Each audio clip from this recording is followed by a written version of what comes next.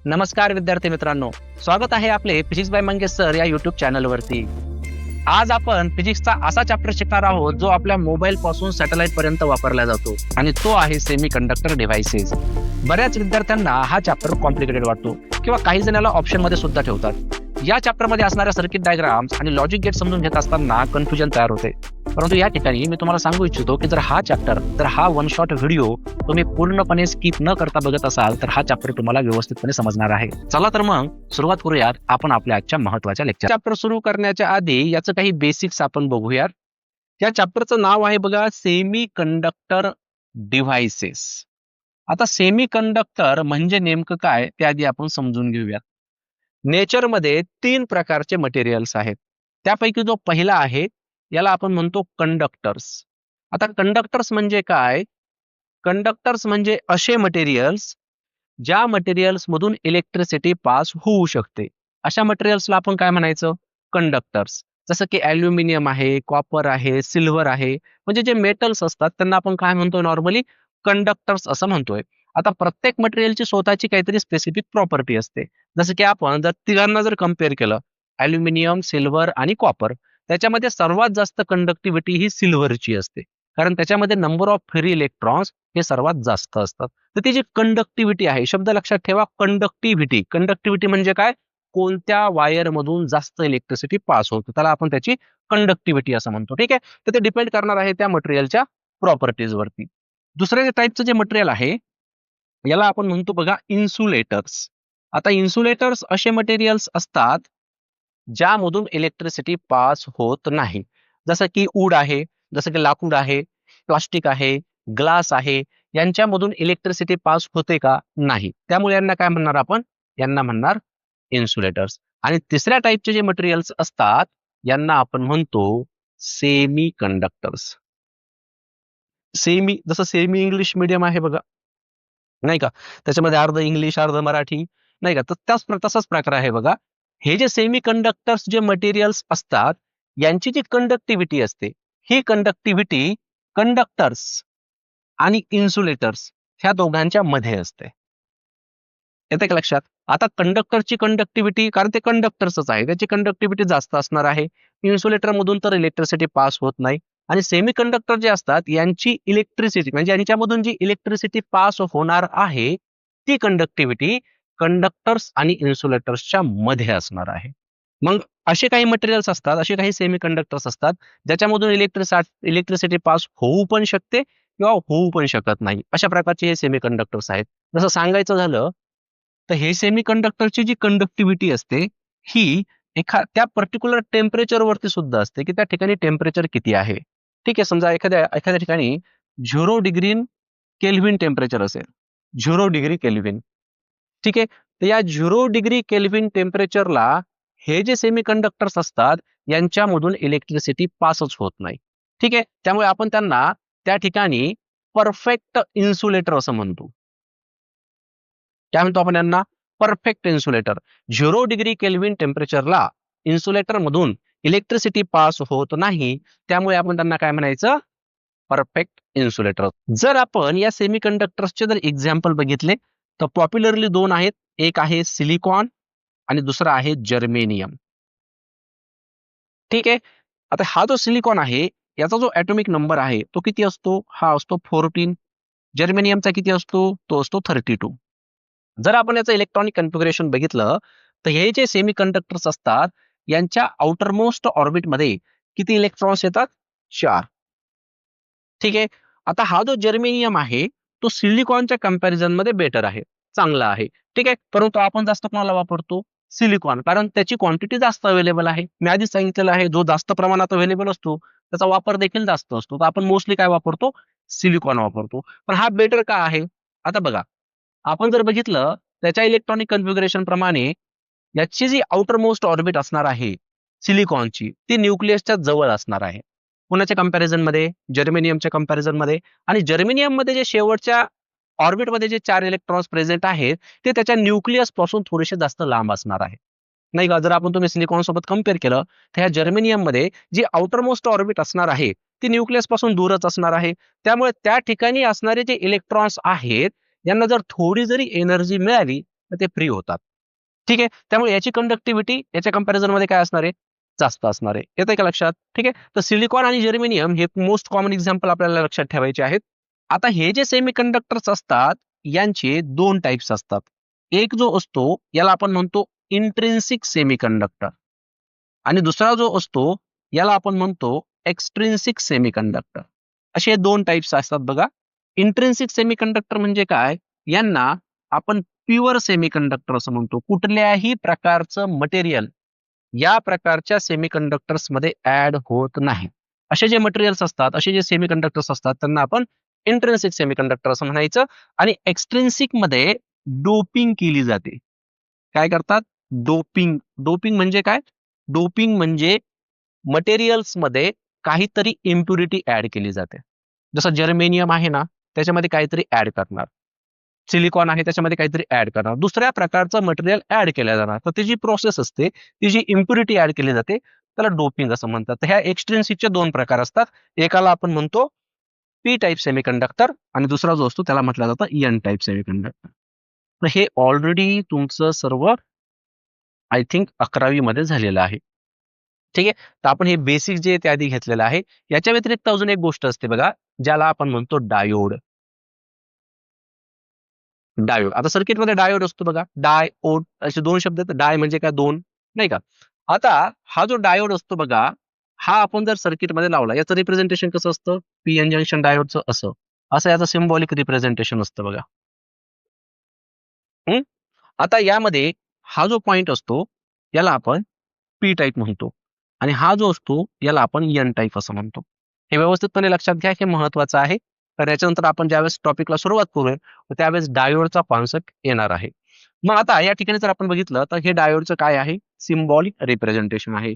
आता ही कोणता झाला? हे झाला पी टाइप, हा झाला एन टाइप. जर हा पी टाइप बॅटरीच्या पॉझिटिव्ह टर्मिनलला कनेक्टेड असेल, हा पी टाइप बॅटरीच्या पॉझिटिव्ह टर्मिनलला कनेक्टेड असेल आणि एन टाइप निगेटिव्ह टर्मिनलला कनेक्टेड असेल, तर याला आपण काय म्हणायचं? याला आपण म्हणायचं फॉरवर्ड बायस्ड. काय म्हणणार याला आपण?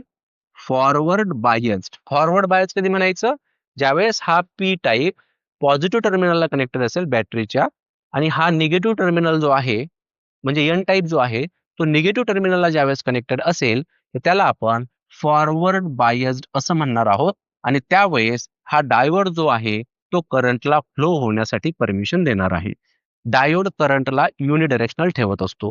तो फक्त एकाच डायरेक्शन मध्ये करंट जो आहे तो फ्लो करत असतो. त्यासाठी आपण त्याला सर्किटमध्ये लावतो. आणि जर हा पी टाइप जर निगेटिव्ह टर्मिनलला जर कनेक्टेड असेल, पी टाइप बॅटरीच्या जर का निगेटिव्ह टर्मिनलला कनेक्टेड असेल आणि हा एन टाइप बॅटरीच्या पॉझिटिव्ह टर्मिनलला जर कनेक्टेड असेल, तर याला आपण म्हणणार आहोत काय? Reverse biased. आणि रिव्हर्स बायस मध्ये करंट हा फ्लो होणार नाही, करंट ब्लॉक होणार.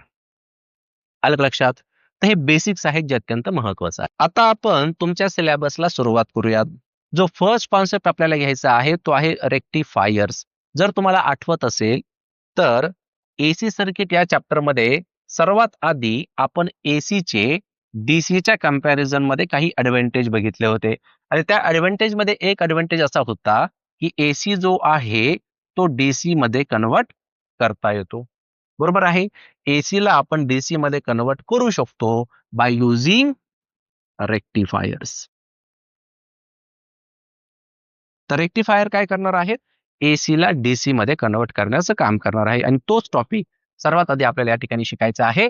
या ठिकाणी रेक्टिफायर्सचे दोन प्रकार आहेत. एक आहे हाफ वेव्ह रेक्टिफायर, एक आहे फुल वेव्ह रेक्टिफायर. त्या दोघांपैकी एक जो आहे तो पेपरला मोस्ट ऑफ द टाइम विचारला जातो.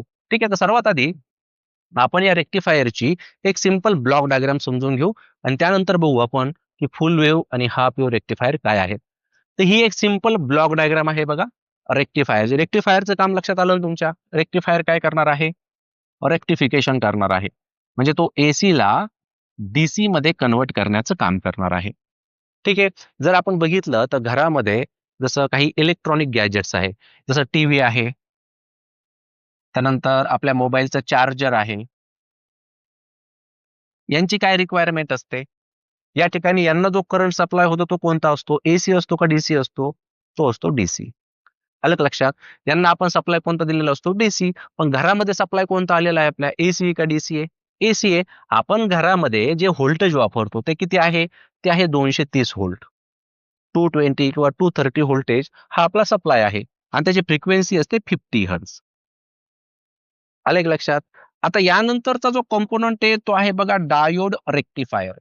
जसं मी तुम्हाला याआधी डायोड सांगितला, जसा पीएन जंक्शन डायोड आहे. डायोड 2 इलेक्ट्रोड, ठीक आहे. अशा प्रकारचं याचं सिम्बॉलिक रिप्रेझेंटेशन आहे. याला आपण पी टाईप म्हणतो आणि याला एन टाईप असं म्हणतो. आता हा जो डायोड आहे, हा डायोड काय करतो? करंटला युनिडिरेक्शनल ठेवतो. म्हणजे करंट जो आहे तो एकाच डायरेक्शन मध्ये ठेवण्याचं काम हा डायोड करणार आहे. आणि डीसीची ती एक प्रॉपर्टी आहे. डीसी मध्ये करंट हा युनिडिरेक्शनल असतो. करंट हा एकाच डायरेक्शन मध्ये असतो. म्हणून या ठिकाणी हा जो डायोड आहे हाच रेक्टिफायर म्हणून काम करत आहे. त्यामुळे या ठिकाणी नाव काय दिलं आपण याला? Diode rectifier. पण त्याच्या आधी बघा काय लावलेलं आहे. याच्या आधी हा आहे ट्रान्सफॉर्मर. आपण आत्ताच ट्रान्सफॉर्मर शिकलो. शेवटच्या वन शॉट मध्ये आपण ट्रान्सफॉर्मर शिकलो. ज्यांनी अजून इलेक्ट्रोमॅग्नेटिक इंडक्शन बघितला नाही त्यांनी तो बघा. त्यांचा ट्रान्सफॉर्मरचा पूर्ण कॉन्सेप्ट त्या लेक्चरमध्ये क्लिअर होऊन जाईल. ठीक आहे. आता ट्रान्सफॉर्मरचे किती प्रकार असतात? दोन. एक असतो स्टेप अप आणि एक असतो स्टेप डाऊन. तर आपण या ठिकाणी जो ट्रान्सफॉर्मर वापरलेला आहे हा स्टेप डाऊन ट्रान्सफॉर्मर वापरलेला आहे.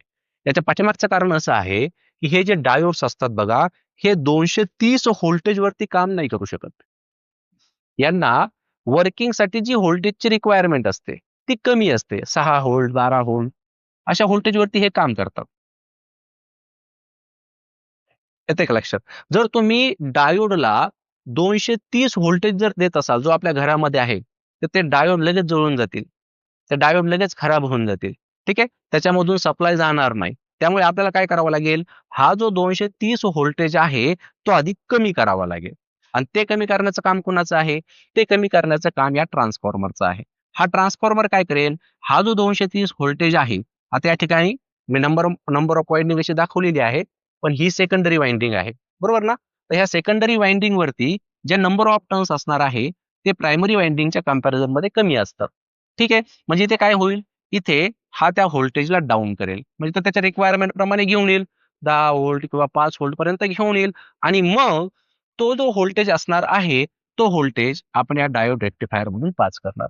तर सुरुवातीला बघा तुम्ही सुरुवातीला जो सप्लाय होता आपल्या घरामध्ये तो एसी होता. तर त्याचा कर्व जो आहे तो अशाच पद्धतीने आहे. बरोबर नाही? सायनोसायडल म्हणजे करंट जो आहे तो प्रत्येक ठिकाणी चेंज होत आहे. करंट त्याची डायरेक्शन बदलतोय. आता इथे काय झालं? इथे फक्त व्होल्टेजचं मॅग्निट्यूड कमी झालेलं आहे. डायरेक्शन तीच आहे. पहिल्यांदा 230 होतं. आता इकडे आल्यानंतर काय होईल? या ट्रान्सफॉर्मरने त्या 230 व्होल्टला फॉर एक्झाम्पल 5 व्होल्ट केलं. ठीक आहे. परंतु करंटची डायरेक्शन अजूनही तशीच आहे. त्याने काही फरक पडला का त्याच्यामध्ये? नाही. आता आता हा डायोड काय करणार? डायोड तो जो 2 डायरेक्शन मध्ये जात होता ना, म्हणजे पहिल्यांदा पुढे जाणार, परत पाठीमागे येणार, तर त्याने त्याला युनिडायरेक्शनल केलं. म्हणजे आपण या ठिकाणी काय म्हणणार, की हा जो डायोड रेक्टिफायर आहे, त्याने एसीला डीसी मध्ये कन्व्हर्ट करण्याचं काम केलं. म्हणजे इथे जर आपण बघितलं, तर करंट जो आहे बघा, तो आता अशा पद्धतीने जातोय. ठीक आहे, त्याच्यामध्ये फ्लक्च्युएशन्स आहेत. इथे करंट वाढतोय, इथे कमी होतोय, वाढतोय, कमी होतोय, पण तो आता असा जात नाहीये. म्हणजे ही सायकल फक्त वरचीच भेटते आपल्याला. खालची सायकल भेटते का? नाही. म्हणजे त्यांनी त्याची जी रिव्हर्स डायरेक्शन होती ती काढून टाकली. येतं लक्षात? आता 100% जरी आपल्याला या ठिकाणी डीसी भेटत नसेल, तरी पण डीसीची एक प्रॉपर्टी आपल्याला मिळाली ना, की करंट जो आहे तो एकाच डायरेक्शनमध्ये आता फ्लो होत आहे. ठीक आहे, करंटमध्ये सध्या फ्लक्च्युएशन्स आहेत. ते फ्लक्च्युएशन्स आपण काढून टाकूया. आणि ते काढून टाकण्यासाठी आपण काय केलं? फिल्टर वापरलं. तर हे काय आहे फिल्टर सर्किट वगैरे ह्या सर्व गोष्टी तुमच्या पुढे होणार आहेत. सध्या फक्त लक्षात घ्या, डायोड रेक्टिफायर आपण वापरला. डायोड रेक्टिफायरने काय केलं? या ठिकाणी हा जो रिव्हर्स डायरेक्शनमध्ये जात होता, तो पॉइंटच काढून टाकला. म्हणजे याने काय केलं? त्या करंटला युनिडायरेक्शनल केलं अशा पद्धतीने. आता इथून काय आपल्या लक्षात येतं, की करंट इथे काय होतोय? बदलतोय. वाढतोय, कमी होतोय, वाढतोय, कमी होतोय. फ्लक्च्युएशन्स आहेत त्याच्यामध्ये, पण तो आता युनिडायरेक्शनल आहे. तो एकाच डायरेक्शनमध्ये आहे आणि ही डीसीची प्रॉपर्टी आहे. ठीक आहे. मग फिल्टर जसे आपण म्हणतो ना, समुद्राच्या लाटा असतात बघा. नाही का? आता सुरुवातीला लाट जेवढी मोठी असणार आहे, पण ते एकाच डायरेक्शनमध्ये असणार आहे. ते फ्लक्च्युएशन्स त्याच्यामध्ये जास्त आहेत. आता ते फ्लक्च्युएशन्स आपल्याला कमी करायचे आहेत आणि ते फ्लक्च्युएशन्स आपण कशाने कमी करणार? या फिल्टर सर्किटने. ते फिल्टर सर्किट आपण बघू. फिल्टर काय करणार आहे, याचे हे जे फ्लक्च्युएशन जास्त प्रमाणात होते ते आता त्याला कमी करण्याचं काम करणार आहे. मग इथे बघा, ही जी वेव्ह आहे, आता ही वेव्ह अशा पद्धतीने आपल्याला शो होते. याचा अर्थ काय झाला, की आता ज्या प्रमाणामध्ये इथे फ्लक्च्युएशन्स होत होते त्याचं प्रमाण आता इथे कमी झालेलं आहे. म्हणजे करंट जो आहे आता तो जास्त फ्लक्च्युएट करत नाही, तो थोडाफार प्रमाणामध्ये करतोय. अजूनही 100% नाहीये. अजूनही आपल्याला काही ना काही त्याच्यामध्ये रिपल, आता ते आपण पुढे पुढे बघणार आहोत की रिपल फॅक्टर काय असतो. त्याच्यामध्ये काही ना काही थोड्याफार प्रमाणामध्ये एसी जो आहे तो प्रेझेंट आहे आणि तो आपल्याला काढायचा असेल तर आपण पुढे व्होल्टेज रेग्युलेटर म्हणजे एक स्पेशल टाईपचं डायोड आहे बघा, जे आपण पुढे शिकणार आहोत, ज्याला आपण म्हणतो झिनर डायोड. हा झिनर डायोड लावला की त्यानंतर आपल्याला या ठिकाणी परफेक्ट डीसी भेटणार आहे. हे रिप्रेझेंटेशन लक्षात येते तुमच्या? आता इथे करंट जो आहे तो फ्लक्च्युएट होतोय का? नाही. आणि तो एकाच डायरेक्शन मध्ये आहे. याचा अर्थ काय झाला, की हा जो आता या ठिकाणी सिंपल ब्लॉक डायग्राम तुम्ही बघितलेली आहे, त्याच्यामध्ये आपण एसी ला डीसी मध्ये कन्व्हर्ट केलेला आहे. आणि यातला प्रत्येक पॅरामीटर, जसे की फिल्टर सर्किट असेल, त्यानंतर व्होल्टेज रेग्युलेटर असेल, हे आपण डीप मध्ये बघणार आहोत. ठीक आहे. आता आपण हाफ वेव्ह रेक्टिफायर आणि फुल वेव्ह रेक्टिफायर बघूयात. त्यापैकी जो पहिला आहे तो आहे हाफ वेव्ह रेक्टिफायर. ठीक आहे. तर यामध्ये आपण काय करणार आहे, जो पीएन जंक्शन डायोड आहे तोच एक रेक्टिफायर म्हणून कसा काम करतो ते बघणार आहोत. आता या ठिकाणी सर्वात आधी लक्ष द्या व्यवस्थितपणे. हा ग्राफ तुम्हाला समजणं खूप महत्वाचं आहे. बघा, या ठिकाणी अशा प्रकारे एसीचा कर्व आहे. ही आहे पॉझिटिव्ह हाफ सायकल, ही आहे निगेटिव्ह हाफ सायकल. हा एसीचा सिम्बॉल आहे. म्हणजे आपण घरामध्ये समजा 230 व्होल्टेज आणि 50 हर्ट्झ फ्रिक्वेन्सी असणारं व्होल्टेज यूज करत आहोत. त्यानंतर हे रिप्रेझेंटेशन कशाचं आहे? ट्रान्सफॉर्मरचं. इथे बघा, ही जी सेकंडरी वाइंडिंग आहे याच्यावरती असणारे नंबर ऑफ टर्न्स याच्या कंपॅरिझन मध्ये कमी आहेत. याचा अर्थ या ठिकाणी काय होणार आहे, हा ट्रान्सफॉर्मर या 230 व्होल्टेजला आता कमी करणार आहे. या डायोडची जी काही रिक्वायरमेंट असणार आहे त्या रिक्वायरमेंट प्रमाणे हा व्होल्टेजला कमी करत आहे. ठीक आहे. आता या ठिकाणी कन्सिडर करा, इथे आहे समजा पॉझिटिव्ह सप्लाय, इथे आहे निगेटिव्ह सप्लाय. मग करंट या सेकंडरी वाइंडिंग मधून करंट जो आहे तो आता या ठिकाणी फ्लो व्हायला सुरुवात होणार आहे. इथे आपण लावलेला आहे डायोड, पीएन जंक्शन डायोड. हा आहे बघा पी टाईप आणि ही आहे एन टाईप.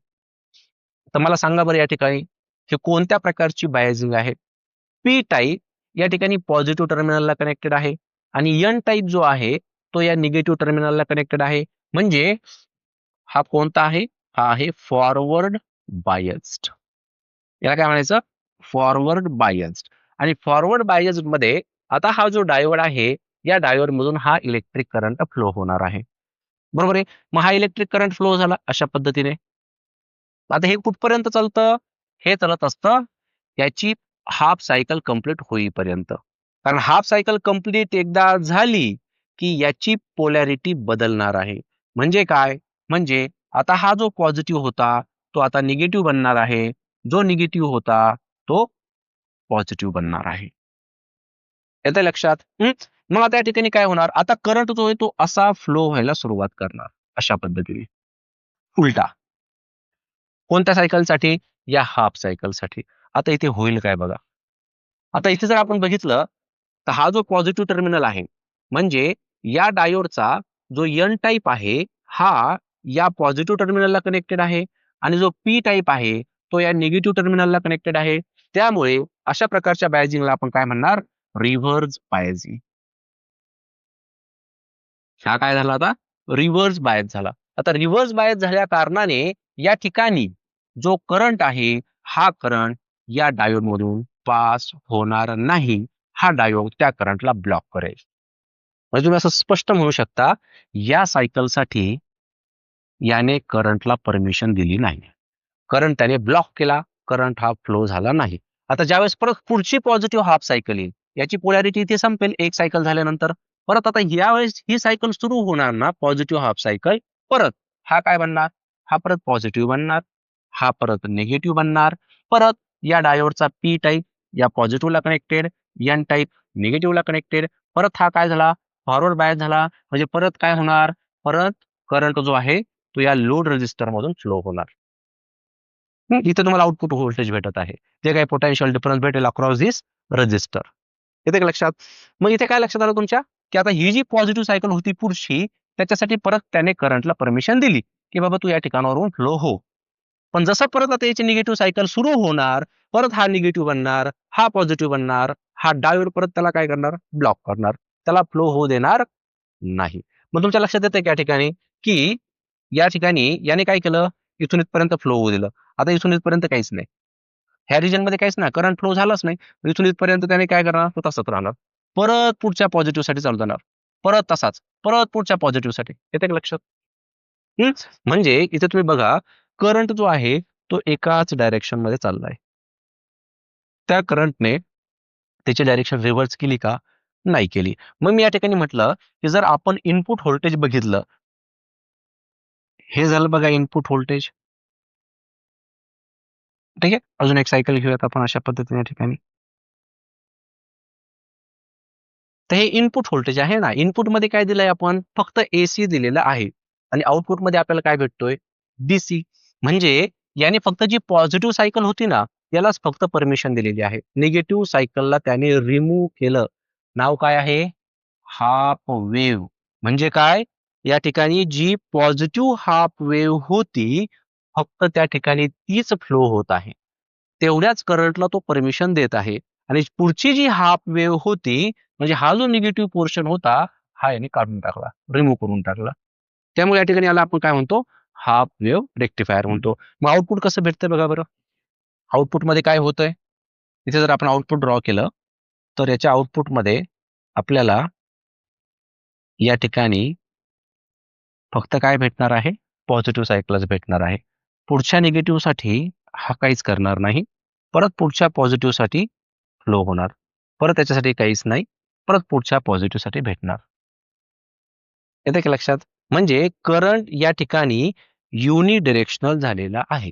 करंट हा एकाच डायरेक्शन मध्ये फ्लो होत आहे आणि त्यामुळे ती जी प्रॉपर्टी आहे ती डीसी ची प्रॉपर्टी आहे. ठीक आहे. आता ठीक आहे, मान्य आहे आपल्याला की करंट जो आहे तो कॉन्स्टंटली फ्लो होत नाही, त्याच्यामध्ये काहीतरी फ्लक्च्युएशन्स आहेत.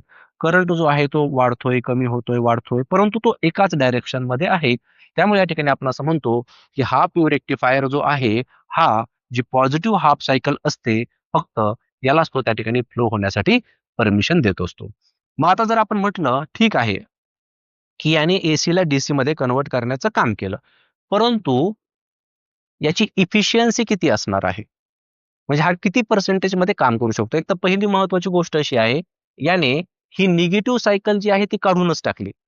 मग समजा आपण म्हटलं की 100% जर टोटल असेल, 100%, 100%, तर हा 50% असणार आहे, हा 50% असणार आहे. पण ह्या 50%ला तर त्याने स्किपच केलं ना, इथे ठेवलं का त्याने, नाही. म्हणजे 50% तर ऑलरेडी तसेच निघून जात आहेत, उरलंय किती फक्त हे 50%. आता या 50% मध्ये पण काही ना काही लॉसेस होत असतील त्या ठिकाणी, बरोबर आहे, थोडेफार लॉसेस पण होणार ना. मग याची जी इफिशियन्सी असते ना, ही इफिशियन्सी याची जवळपास 40.6% असते. किती, 40.6% कशाची, efficiency of half wave rectifier. आलं का लक्षात? मग अशा प्रकारे हा हाफ वेव्ह रेक्टिफायर जो आहे तो एसी ला डीसी मध्ये कन्वर्ट करत असतो. तर हा वेव्ह फॉर्म जो आहे तो महत्वाचा आहे, लक्षात ठेवा. आता या वेव्ह फॉर्म मध्ये मी या ठिकाणी इथे झिरो शो केलेला आहे, झिरो तुम्हाला इथे दाखवायचा आहे. ठीक आहे, इथून सुरुवात होणार आहे. तर हे आहे इनपुट व्होल्टेज जो की आपण सप्लाय दिला होता, आणि इथे जो आउटपुट आपल्याला भेटलेला आहे हा आहे आउटपुट व्होल्टेज जो की डीसी आहे. ठीक आहे, समजलंय. चला सेकंड टाइप बघूयात, ज्याला आपण म्हणतो फुल वेव्ह रेक्टिफायर. आता हे स्वतः तुम्ही गेस करू शकता बघा. फुल वेव्ह रेक्टिफायर मध्ये काय होणार आहे, दोन्ही पण ज्या सायकल्स आहेत त्या रेक्टिफाय केल्या जाणार आहे. ठीक आहे, म्हणजे पॉझिटिव्ह सायकल पण आणि निगेटिव्ह सायकल देखील. हा आहे एसीचा सप्लाय. ठीक आहे, तर ही पॉझिटिव्ह पण रेक्टिफायर होणार आणि निगेटिव्ह सुद्धा रेक्टिफाय होणार. आता बाकीचं सगळं सेम आहे. इथे काय असणार आहे, हा एसी सप्लाय आहे 230 व्होल्टेजचा, फ्रिक्वेन्सी आहे याची 50 हर्ट्झ. त्यानंतर याला काय म्हणायचं, ट्रान्सफॉर्मर. या ठिकाणी असणारी वाइंडिंग म्हणजे ते जे नंबर ऑफ टर्न्स असतात ते याच्या कंपॅरिझन मध्ये कमी असणार आहे. म्हणजे हा व्होल्टेजला काय करणार आहे, कमी करणार ना. कोणत्या प्रकारचा ट्रान्सफॉर्मर आहे हा, स्टेप डाऊन ट्रान्सफॉर्मर आहे. मग हा स्टेप डाऊन काय करणार, आपले जे डायोडचे रिक्वायरमेंट आहे त्या रिक्वायरमेंट प्रमाणे या 230 व्होल्टेजला कमी करणार. परंतु इथे जो ट्रान्सफॉर्मर वापरला जातो ना, हा सेंटर टॅप असतो बरं का. लक्षात ठेवा, हा कोणता ट्रान्सफॉर्मर असतो, centre tap transformer. Centre tap म्हणजे काय, इथे जर आपण बघितलं तर ही जी सेकंडरी वाइंडिंग आहे, ह्या सेकंडरी वाइंडिंग मध्ये जे व्होल्टेज येतं त्याला तो इक्वली स्प्लिट करतो. त्याच्यामुळे याला आपण सेंटर टॅप म्हणतो. ह्या सेंटर टॅप म्हणजे याच्या सेंटर पासून एक कनेक्शन जे आहे ते आपण या ठिकाणी काढलेलं आहे बघा, आणि त्यानंतर आपण त्याला लोड रेझिस्टर जो आहे तो लावलेला आहे. एवढा या ठिकाणी डिफरन्स तुम्हाला लक्षात ठेवायचा आहे. सेंटर टॅप ट्रान्सफॉर्मर आपण वापरलेला आहे. परंतु आता जर आपण बघितलं ना, तर सेंटर टॅप पेक्षा ब्रिज रेक्टिफायर्स वापरले जातात. सेंटर टॅप मध्ये बेसिकली 2 डायोड्स आहेत. ठीक आहे. आणि जो ब्रिज रेक्टिफायर असतो ना, याच्यामध्ये 4 डायोड्स लावलेले असतात. आता नॉर्मली सध्या ब्रिज रेक्टिफायरच प्रेफर केलं जातं. आता हा सेंटर टॅप एक तर कॉस्टली पण आहे, महाग पण असतो, नाही का, बल्की पण आहे थोडा. त्याच्यामुळे त्याला आपण जास्त प्रेफर करतो. परंतु समजण्यासाठी आपल्याला हा बेस्ट आहे, सेंटर टॅप ट्रान्सफॉर्मर. आता इथे होतं काय बघा, सर्वात आधी आता इथपर्यंत तर सर्व गोष्टी सेम आहेत, हे तुमच्या लक्षात आलेलं आहे. जे पहिल्यांदा होतं तेच आहे. इथे फक्त फरक काय, इथे सेंटर टॅप ट्रान्सफॉर्मर आपण वापरलेला आहे. आता या ठिकाणी काय घडलं, याने व्होल्टेज कमी केलं. ह्या डायोड्सच्या रिक्वायरमेंट प्रमाणे त्याने व्होल्टेज आणलं. त्या ठिकाणी झाला समजा पॉझिटिव्ह टर्मिनल, इथे झाला निगेटिव्ह टर्मिनल. आता हा जो डायोड D1 आहे बघा, याचा हा जो पी टाईप आहे, हा या पॉझिटिव्ह टर्मिनलला कनेक्टेड आहे. आणि याचा हा जो एन टाईप आहे बघा, हा एन टाईप जर आपण बघितलं तर हा निगेटिव्हला कनेक्टेड आहे. म्हणजे या ठिकाणी हा जो D1 आहे, हा कसा बिहेव करेल, हा कसा आहे, हा फॉरवर्ड बायस्ड आहे. याला काय म्हणतो आपण, फॉरवर्ड बायस्ड. क्लिअर आहे. म्हणजे करंट जो आहे तो या डायोड मधून आता फ्लो होणार आहे. मग करंट कसा फ्लो होणार बघा, अशा पद्धतीने जाणार करंट इकडून या डायोड मधून, त्यानंतर असा जाईल, त्यानंतर असा जाईल या लोड रेझिस्टर मधून, बरोबर आहे, अशा पद्धतीने इकडे. अलग लक्षात. त्याच वेळेस इथे काय होतंय, इथे D2 बघा, D2 चा हा जो पी टाईप आहे हा निगेटिव्हला कनेक्टेड आहे, आणि जो एन टाईप आहे तो पॉझिटिव्हला कनेक्टेड आहे. म्हणून या ठिकाणी D2 कसा बिहेव करेल, हा कसा असणार आहे, फॉरवर्ड बायस सुद्धा नसेल हा. हा कसा असणार आहे, हा असणार आहे रिव्हर्स बायस. म्हणजे इथून करंट फ्लो होणार का, इथून करंट फ्लो होणार नाही, तो करंटला ब्लॉक करणार. ठीक आहे. मग आता त्याने करंटला ब्लॉक केलं, म्हणजे पहिल्या सायकलसाठी काय घडलं, पहिल्या सायकलसाठी काय झालं, पहिल्या सायकलमध्ये याने काय केलं, ही जी सायकल होती पॉझिटिव्ह हाफ सायकल, याला परमिशन दिली, पण या साईडने त्याने करंटला फ्लो होऊ दिलेलं नाही. आता निगेटिव्ह मध्ये काय होणार बघा, निगेटिव्ह मध्ये हा काय बनणार आहे, हा बनणार आहे आता निगेटिव्ह, बरोबर आहे. हा काय झाला, निगेटिव्ह, आणि हा काय झाला, पॉझिटिव्ह. आता निगेटिव्ह जो आहे तो या पी टाईपला कनेक्टेड आहे, आणि इकडे कोण बनेल, इकडे बनणार आहे निगेटिव्हच्या जागेवरती पॉझिटिव्ह, बरोबर आहे की नाही. आता हा जो एन टाईप आहे, याचा पी टाईपच ना, एन टाईप नाही. याचा काय, डायोडचा आपण काय घेतो, हा पी टाईप असतो आणि हा एन टाईप असतो. मग इथे आपण काय म्हणू शकतो, की या डायोडचा जो पी टाईप आहे तो या निगेटिव्ह टर्मिनलला कनेक्टेड आहे, आणि जो एन टाईप आहे हा एन टाईप या पॉझिटिव्ह टर्मिनलला कनेक्टेड आहे. म्हणजे या ठिकाणी आता ही इथे काय घटना घडली, इथे हा रिव्हर्स बायस म्हणून काम करणार. कारण P type negative, N type positive, त्यामुळे तो रिव्हर्स बायस झाला. आणि तो रिव्हर्स बायस झाला म्हणून याच्यामधून आता करंट फ्लो होणार नाही. पण त्यावेळेस काय घटना घडते, त्यावेळेस हा D2 जो आहे याचा जो पी टाईप आहे तो या पॉझिटिव्हला कनेक्टेड आहे, आणि या D2 चा जो एन टाईप आहे तो निगेटिव्हला कनेक्टेड आहे. म्हणून या ठिकाणी हा काय काम करणार, फॉरवर्ड बायस म्हणून काम करणार. हा फॉरवर्ड बायस असेल, आणि हा फॉरवर्ड बायस असेल तर या ठिकाणी करंट जो आहे हा करंट अशा पद्धतीने फ्लो होणार. लक्षात आले का, मी पुन्हा एकदा रिवाइज करतो, व्यवस्थितपणे लक्ष द्या. सुरुवातीला काय घटना घडली, की सुरुवातीला याने या ट्रान्सफॉर्मरने व्होल्टेज कमी केलं. हा पॉझिटिव्ह टर्मिनल झाला, हा निगेटिव्ह टर्मिनल झाला. त्यावेळेस हा पॉझिटिव्ह जो होता तो या डायोडच्या पी टाईपला कनेक्टेड होता, आणि याचा एन टाईप जो होता तो निगेटिव्ह टर्मिनलला कनेक्टेड होता. म्हणून हा फॉरवर्ड बायोज्ड होता. त्याच वेळेस हा रिव्हर्स बायस म्हणून काम करत होता. तर याचा निगेटिव्ह पी टाईपला कनेक्टेड होता आणि निगेटिव्ह याचा जो पी टाईप होता तो निगेटिव्ह टर्मिनलला कनेक्टेड होता आणि एन टाईप जो होता तो पॉझिटिव्ह टर्मिनलला कनेक्टेड होता. त्यामुळे हा त्या ठिकाणी कसा बिहेव करायचा, रिव्हर्स बायस म्हणून. पण रिव्हर्स बायस असेल तर करंट त्या ठिकाणी फ्लो होणार आहे का? नाही.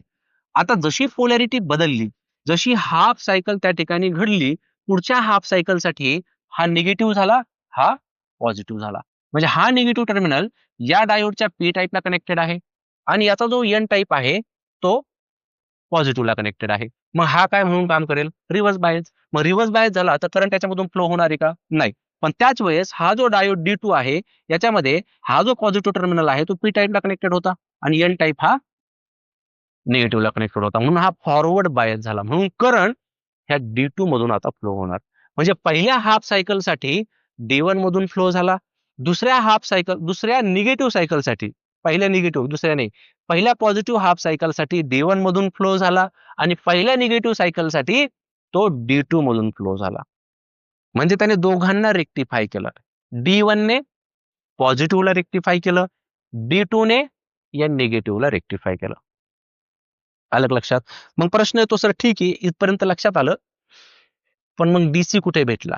बरोबर की नाही? आता तुम्ही बघा, ज्यावेळेस D1 मधून करंट येत होता तर करंटची डायरेक्शन बघा. करंट इथून आला, या लोड रेझिस्टर मधून गेला, अशा पद्धतीने हा झाला करंट. मान्य आहे? D1 च्या वेळेस करंटची डायरेक्शन ही आहे, असा चाललाय तो लेफ्ट डायरेक्शन मध्ये. बरोबर आहे. आणि ज्या वेळेस D2 मधून करंट जात होता त्यानंतर पण बघा आउटपुट करंट कसा जातोय, तिकडेच जातोय. इनपुटला सुद्धा डायरेक्शन तीच आहे, आउटपुटला देखील. म्हणजे इनपुटला म्हणजे काय, ज्यावेळेस D1 काम करत होता त्यावेळेस तो लेफ्ट डायरेक्शन मध्ये जात होता आणि D2 काम करत असताना सुद्धा तो लेफ्ट डायरेक्शन मध्येच जात आहे. दोन्ही ठिकाणी करंटची डायरेक्शन कशी आहे, सेम आहे.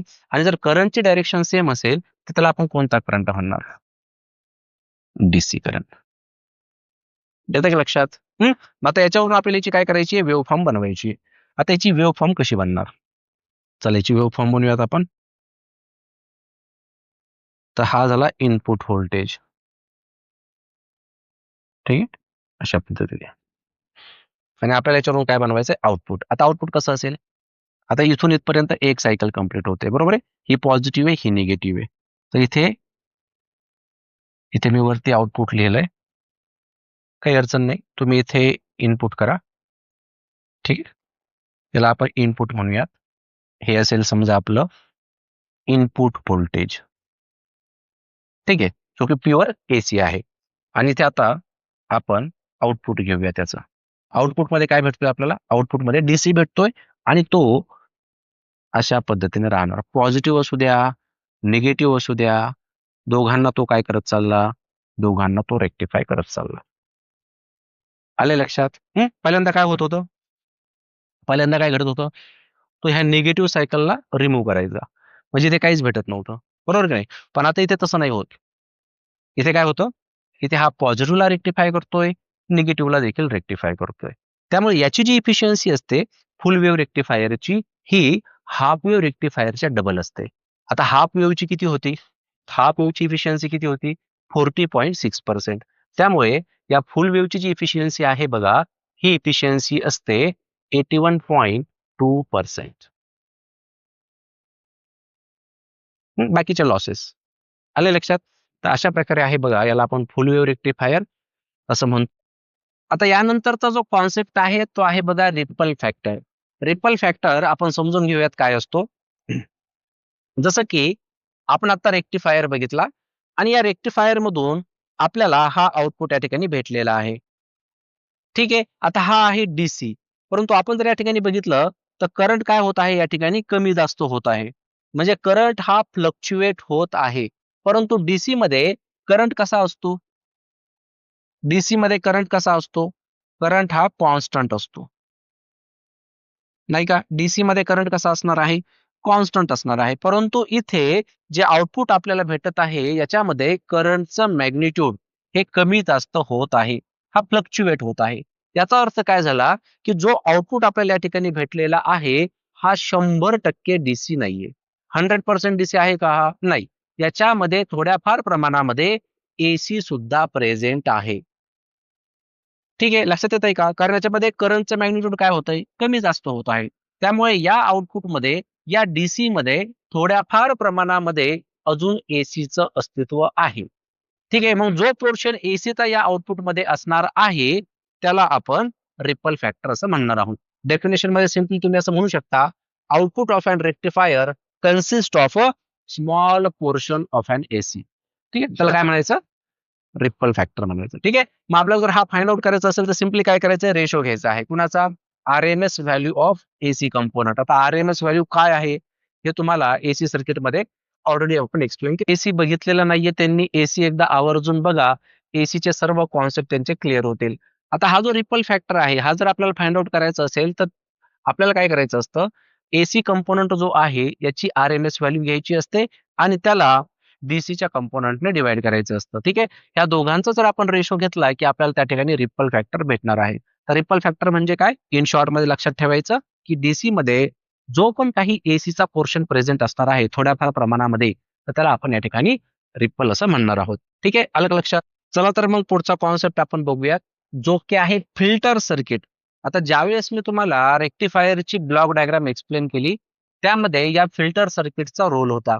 ठीक आहे, आता इथे समजून घ्या व्यवस्थितपणे, हा एसी आहे जो आपण इनपुट मध्ये देत आहोत. या ठिकाणी रेक्टिफायर बसवलेला आहे. या रेक्टिफायरने काय केलं? एसी ला डीसी मध्ये कन्वर्ट केलं. परंतु हा रेक्टिफायर एसी ला डीसी मध्ये 100% कन्वर्ट करू शकला नाही. त्याच्यामध्ये थोड्याफार प्रमाणामध्ये एसी प्रेझेंट होताच. बरोबर आहे की नाही? म्हणजे हा जो रेक्टिफायर आहे, याने एसी ला रेक्टिफायर केल्यानंतर जो आउटपुट आपल्याला भेटला, त्या आउटपुटमध्ये एसी प्रेझेंट होता. म्हणजे आता इथे कोण आहे? एसी पण आहे आणि डीसी देखील आहे. हे दोन्ही पण आहे आणि आपल्याला काय करायचं आहे? आपल्याला फिल्टर करायचं आहे. फिल्टर म्हणजे काय? मला प्युअर डीसी पाहिजे. ठीक आहे, मग या ठिकाणी जर प्युअर डीसी जर आपल्याला लागत असेल, तर एसी आपल्याला काढून टाकायचा. मग त्याच्यासाठी आपण काय केलं या ठिकाणी बघा, या ठिकाणी आता इथून कोण जात आहे? आता इथून एसी आणि डीसी हे दोन्ही पण फ्लो होत आहे. मध्ये या ठिकाणी आपण काय बसवलंय बघा? कॅपॅसिटर बसवलाय. हा काय आहे? कॅपॅसिटर आहे. बरं, आपण एसी सर्किट्स मध्ये बिहेवियर ऑफ कॅपॅसिटर बघितलं होतं. ठीक आहे, हा जो कॅपॅसिटर आहे, हा जे ऑपोजिशन प्रोड्यूस करतो त्याला आपण काय म्हणायचो? त्याला आपण म्हणायचो कॅपॅसिटिव्ह रिएक्टन्स. बरोबर आहे. हा कॅपॅसिटिव्ह रिएक्टन्स किती असतो? हा कॅपॅसिटिव्ह रिएक्टन्स असतो बघा, X C is equals to 1 upon omega C. Omega म्हणजे काय आहे? ओमेगा म्हणजे 2 पाय एफ आहे. म्हणजे ओमेगाच्या जागेवरती आपण काय लिहिणार? 2 पाय एफ सी असं लिहिणार. ठीक आहे, आता या ठिकाणी बघितलं तर एक कॉन्स्टंट आहे 2 पाय आणि सी. म्हणजे फ्रिक्वेन्सी सोबत हा जो ऑपोजिशन आहे, हा इनव्हर्सली प्रोपोर्शनल असतो.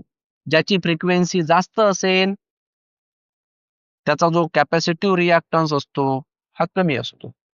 बरोबर आहे. मग आपण विचार करूयात एसी आणि डीसीच्या फ्रिक्वेन्सीसाठी. आता एसीची फ्रिक्वेन्सी आपण किती घेतली?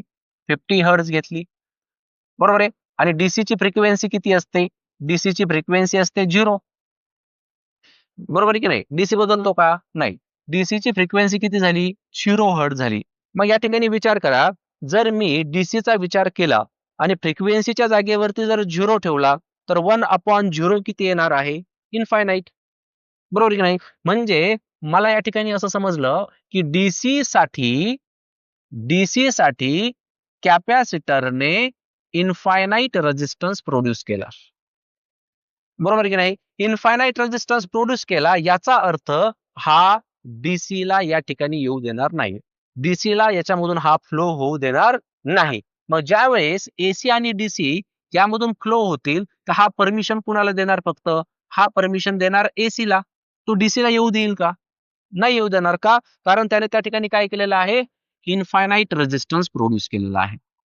त्याच्यामुळे तो डीसी ला ब्लॉक करतो. मग डीसी ला दुसरा रस्ता आहे ना, नाही का? इकडून एसी प्लस डीसी होते, याच्यामधून एसी गेला आणि उरलेला जो पार्ट होता तो इथून फ्लो झाला, म्हणजे तो काय झाला? तो झाला डीसी. येतं लक्षात? अशा प्रकारे आपण काय केलं? हे फिल्टर सर्किट लावून डीसी मधून जो एसीचा कंपोनंट होता तो सेपरेट केला. आणि या ठिकाणी आपल्याला काय भेटलं, या ठिकाणी आपल्याला डीसी भेटला. मग आता प्रश्न असा मनामध्ये येतो, सर मग आता या ठिकाणी 100% परत तो डीसी आहे का? बरोबर की नाही? 100% डीसी आहे का? समजा फॉर एक्झाम्पल या ठिकाणी आपण असं म्हणूयात की एसी प्लस डीसी, तर आपल्याला इथे 90% डीसी मिळाला आणि 10% जो आहे तो या ठिकाणी एसी मिळाला. ठीक आहे, म्हणजे याच्यामध्ये 10% एसी होता, 90% डीसी होता. ठीक आहे, मग आता याच्यामधून एसी इकडे गेला, म्हणजे एसी कोणता होता, जो 10% होता तो कुठून गेला, तो याच्यामधून पास झाला आणि उरलेला जो होता तो याच्यामधून येत आहे. मग हा या ठिकाणी आपल्याला जो भेटला तो 100% भेटला का? नाही, तो 99% आपण म्हणू शकतो की भेटत आहे. थोडेफार फ्लक्च्युएशन्स अजूनही असतात. ठीक आहे, जसं की इथे बघा, इथे तुमच्या लक्षात येईल या ग्राफमध्ये थोडेफार फ्लक्च्युएशन्स आहेत. असा पूर्ण स्ट्रेट लाईन नाहीये, थोडा फ्लक्च्युएशन्स या ठिकाणी आपल्याला अजून पाहायला भेटतं. मग हे फ्लक्च्युएशन सुद्धा आपण काढणार आहोत.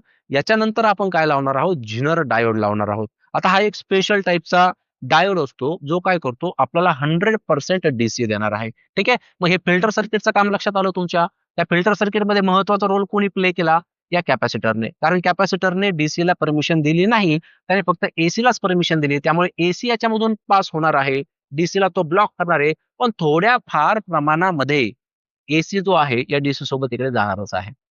ठीक आहे, त्यामुळे या ठिकाणी थोडेफार नॉमिनल फ्लक्च्युएशन जे ते आपल्याला पाहायला भेटत आहे. तर अशा प्रकारे हा जो फिल्टर सर्किट आहे हा काय करतो, डीसी ला आणि एसी ला फिल्टर करून सेपरेट करतो. जो पॉइंट आहे बघा, तो आहे स्पेशल पर्पज जंक्शन डायोड्स. आता या स्पेशल पर्पज जंक्शन डायोड्स मध्ये बेसिकली आपण 4 प्रकारचे डायोड्स बघणार आहोत. ज्यामध्ये पहिला आहे ज्याला आपण म्हणतो झिनर डायोड. आता झिनर डायोड एक स्पेशल टाईपचा डायोड आहे, जो आपल्याला जो आपण या ठिकाणी डीसी घेतलेला होता, ज्याच्यामध्ये थोड्याफार प्रमाणामध्ये फ्लक्च्युएशन्स होते, ते काढण्यासाठी आता हा झिनर डायोड आपल्याला हेल्प करणार आहे. ठीक आहे, दुसरा जो आहे याला आपण म्हणणार आहोत फोटो डायोड. आता हा फोटो शब्द जो आहे तो फोटॉन्स पासून आलेला आहे. फोटॉन्स म्हणजे काय, energy in the form of packets और बंडल्स, ते आपण पुढे बघूया. तिसरा जो आहे याला आपण म्हणतो सोलार सेल किंवा फोटो व्होल्टिक सेल. आणि चौथा जो आहे त्याला आपण म्हणतो एलईडी, लाईट इमिटिंग डायोड, त्याला एलईडी असं म्हणतात. असे हे 4 डायोड जे हे स्पेशल पर्पज डायोड्स आहेत. आणि त्यामध्ये आता आपण सुरुवातीला बघूयात की हा झिनर डायोड काय आहे. तर झिनर डायोड जो आहे बघा, हा एक स्पेशल टाईपचा डायोड आहे आणि याच्यामध्ये जी डोपिंग असते ही जास्त प्रमाणामध्ये असते. आता डोपिंग या शब्दाचा अर्थ काय झाला, डोपिंग या शब्दाचा अर्थ झाला की या मटेरियल्स मध्ये जे इम्प्युरिटी असते ही जास्त प्रमाणामध्ये ऍड केलेली असते.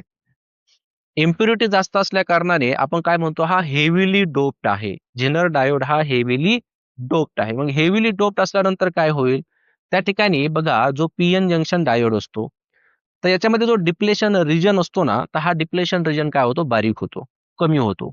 त्याच्यामुळे त्या ठिकाणी कमी व्होल्टेज वरती त्याचं ब्रेकडाऊन होत असतं.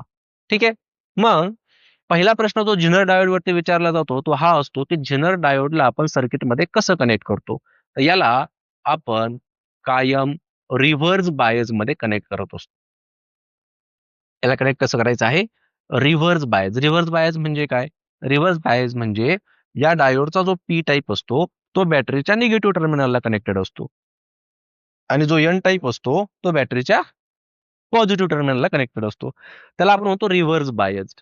आता नॉर्मली जे पीएन जंक्शन डायोड्स आहेत किंवा जे नॉर्मल डायोड्स आहेत, तर हे नॉर्मल डायोड्स या रिव्हर्स बायस मध्ये काम करत नाही.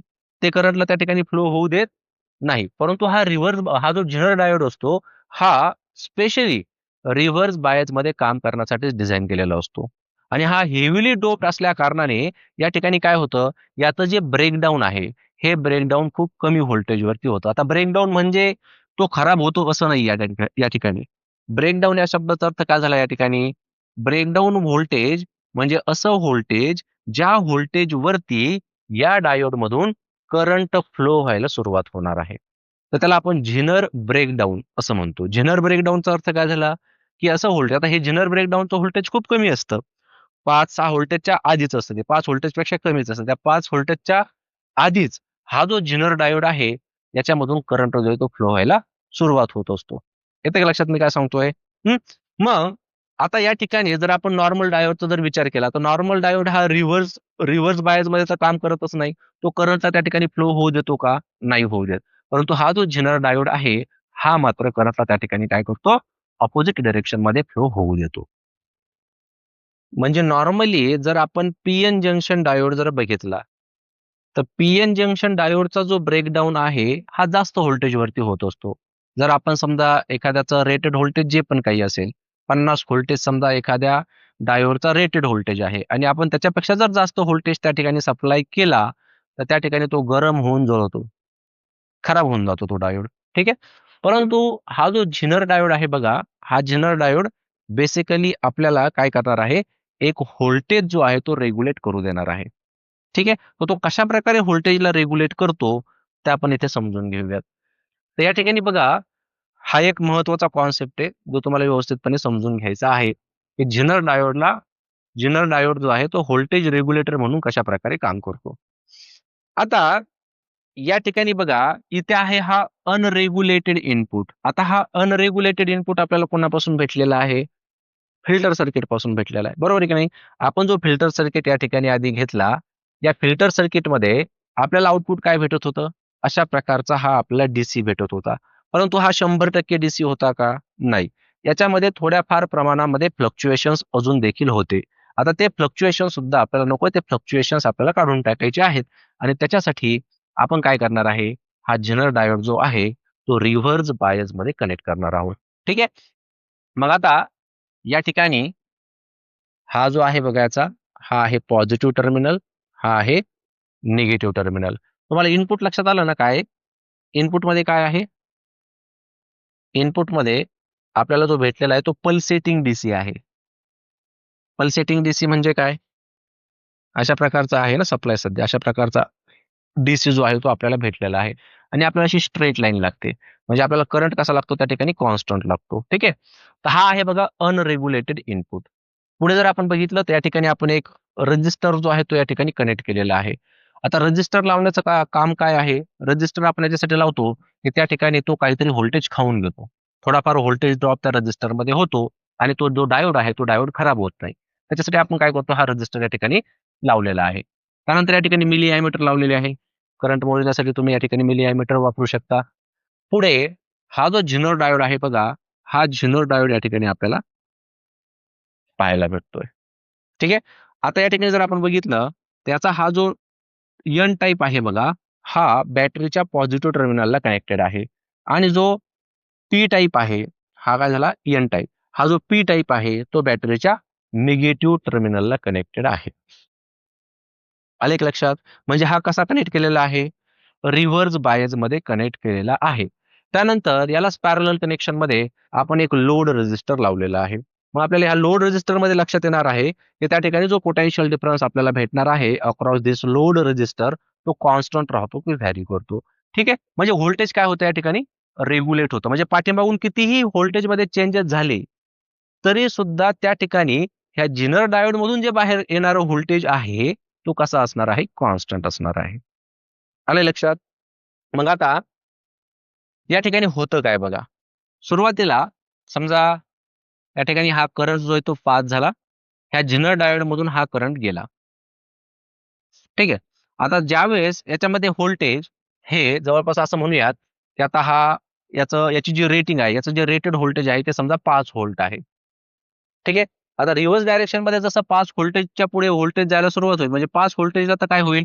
5 व्होल्टेजला याचं ब्रेकडाउन होऊन जाईल.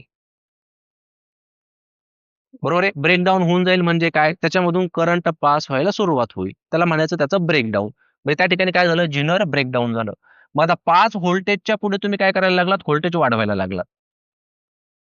5 व्होल्टेजच्या पुढे आपण काय करायला लागलो? व्होल्टेज जे आहे ते वाढवायला लागलो. आता फॉर एक्झाम्पल तुम्ही 5 पासून 6 पर्यंत गेले. म्हणजे त्याच्यामध्ये काय झालंय?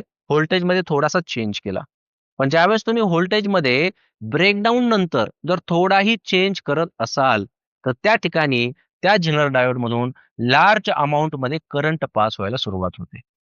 जर आपण याची व्हीआय कॅरेक्टरिस्टिकचा जर ग्राफ ड्रॉ केला, त्याचा व्हीआय कॅरेक्टरिस्टिक्सचा ग्राफ बनतो कसा बघा. त्या ठिकाणी आपण एक्स एक्सिस वरती व्होल्टेज घेऊयात आणि इथे वाय एक्सिस वरती करंट घेऊयात. हा निगेटिव्ह एक्सिस जो आहे तो रिव्हर्स व्होल्टेज साठी, पॉझिटिव्ह एक्सिस जो आहे तो फॉरवर्ड. तसं तिथे करंट साठी सुद्धा घेऊयात फॉरवर्ड करंट आणि रिव्हर्स करंट. आता सुरुवातीला काय होतं, सुरुवातीला व्होल्टेज 0 होतं, बरोबर आहे. आता आपण हळूहळू व्होल्टेज वाढवायला सुरुवात केली. आपल्याला माहिती आहे 5 व्होल्टला हा जो झिनर डायोड आहे याचं ब्रेकडाऊन होणार आहे. ठीक आहे. मग आपण काय करत गेलो, आपण या डायरेक्शन मध्ये व्होल्टेज जे ते वाढवत गेलो आणि जसं 5 व्होल्टेज होईल आणि त्याच्यानंतर थोडंसं व्होल्टेज वाढेल, तर तिथून लार्ज अमाउंट मध्ये करंट फ्लो व्हायला सुरुवात होईल. ठीक आहे. इथे काय हा ग्राफ आपल्याला या ठिकाणी काय शो करतो, की इथून करंट जो आहे तो लार्ज प्रमाणामध्ये वाढत चाललेला आहे, परंतु त्यावेळेस पोटेन्शियल जे आहे म्हणजे व्होल्टेज जे आहे ते कॉन्स्टंटच आहे. येते का लक्षात? हं. ही लाईन दिसते तुम्हाला, ही स्ट्रेट लाईन चालली इकडे इकडे. तर ही काय शो करते आपल्याला, की व्होल्टेज जो आहे, व्होल्टेज थोडा वाढवला आपण. कधी? ज्यावेळेस याचं ब्रेकडाउन झालं त्याच्यानंतर. 5 व्होल्टेजला त्याचं ब्रेकडाउन झालं आणि तुम्ही एकच व्होल्ट वाढवताय. थोडा चेंज झाला, की या ठिकाणी काय झालं, लगेच करंट जो तो जास्त प्रमाणामध्ये फ्लो व्हायला सुरुवात झाली. येतं लक्षात? म्हणजे सिंपल आपण या ठिकाणी काय म्हणू शकतो. आता दुसरी गोष्ट म्हणजे काय आहे, की झेनर डायोड जो आहे, तो बेसिकली जे नॉर्मल डायोड बिहेव करतात, तसंच तो फॉरवर्ड बायसमध्ये बिहेव करत असतो. येतं का लक्षात? समजा आपण एक नी व्होल्टेज म्हणतो बघा आपण, नी व्होल्टेज. आता नी व्होल्टेज काय प्रकार आहे? नी व्होल्टेज म्हणजे समजा आपण डायोडला फॉरवर्ड बायसमध्ये कनेक्ट केलं. आता फॉरवर्ड बायसमध्ये कनेक्ट केल्यानंतर या ठिकाणी जर आपण एक्झाम्पल जर घेतलं सिलिकॉनचं, तर सिलिकॉनचं जे नी व्होल्टेजची व्हॅल्यू असते बघा, ती असते 0.7 व्होल्टेज आणि जर्मेनियमची जर घेतली, तर ती असते 0.3 व्होल्टेज. म्हणजे ह्या व्होल्टेजवरती यांच्यामधून करंट जो आहे तो पास व्हायला सुरुवात होते. याच्यापेक्षा जर कमी व्होल्टेज असेल, तर तो करंटला थांबवून ठेवतो. करंटला पुढे जाऊ देत नाही. त्या व्होल्टेजला काय म्हणतो आपण, नी व्होल्टेज. ठीक आहे. मग हा जो नी व्होल्टेज आहे, म्हणजे जर आपण झेनर डायोड जर फॉरवर्ड बायसमध्ये ठेवला, तर तो सिंपल बिहेव करणार आहे जसे बाकीचे डायोड बिहेव करतात. ठीक आहे. मग या ठिकाणी जर आपण बघितलं, तर इथे आपण जर सिलिकॉनचं बघितलं, तर सिलिकॉनसाठी ही व्हॅल्यू किती 0.7. मग 0.7 होईपर्यंत तुम्ही व्होल्टेज वाढवताय, पण करंट वाढणार आहे का? नाही. पण जसं तुम्ही 0.7 ला थोडं क्रॉस कराल, तर तिथून करंट जो आहे तो वाढायला सुरुवात होणार आणि लार्ज प्रमाणामध्ये करंट जो आहे तो फ्लो व्हायला सुरुवात होणार. त्याला कोणतं व्होल्टेज म्हणायचं? त्याला म्हणायचं नी व्होल्टेज. दिसतंय का? त्याला कोणतं व्होल्टेज म्हणणार आपण? नी व्होल्टेज. काही अडचण? काही प्रॉब्लेम? समजतंय ना? मग आता अजून एक गोष्ट लक्षात घ्या. या ठिकाणी जे आपण नील व्होल्टेज म्हणतोय, कोणतं व्होल्टेज? नी व्होल्टेज. ठीक आहे. तर हे नी व्होल्टेज त्या पर्टिक्युलर मटेरियलवरती पण डिपेंड आहे. जसं आता सिलिकॉनचं किती आहे? 0.7 आहे. जर्मेनियमचं किती आहे? 0.3 आहे. ठीक आहे. पण बाकीचे जे नॉर्मल डायोड्स असतात, ते रिव्हर्स बायसमध्ये काम करतायत का? नाही. परंतु झेनर डायोड मात्र हा रिव्हर्स बायसमध्ये काम करतो. याचं कामच ते असतं. याला स्पेसिफिक आपण त्यासाठीच वापरतो. आलं का लक्षात? पण तरी मनामध्ये प्रश्न आपल्या हाच आहे, की सर हा व्होल्टेजला रेग्युलेट करतोय कसा? बरोबर नाही? हा व्होल्टेजला रेग्युलेट करतोय कसा? त्या ठिकाणी होतं काय बघा. जसं आपण बघितलं, की झिनरचं ब्रेकडाउन झालं आणि झिनरच्या ब्रेकडाउन नंतर आपण थोडंसं व्होल्टेज वाढवलं. 5 पासून 6 व्होल्टेज पर्यंत आपण गेलो समजा. ठीक आहे.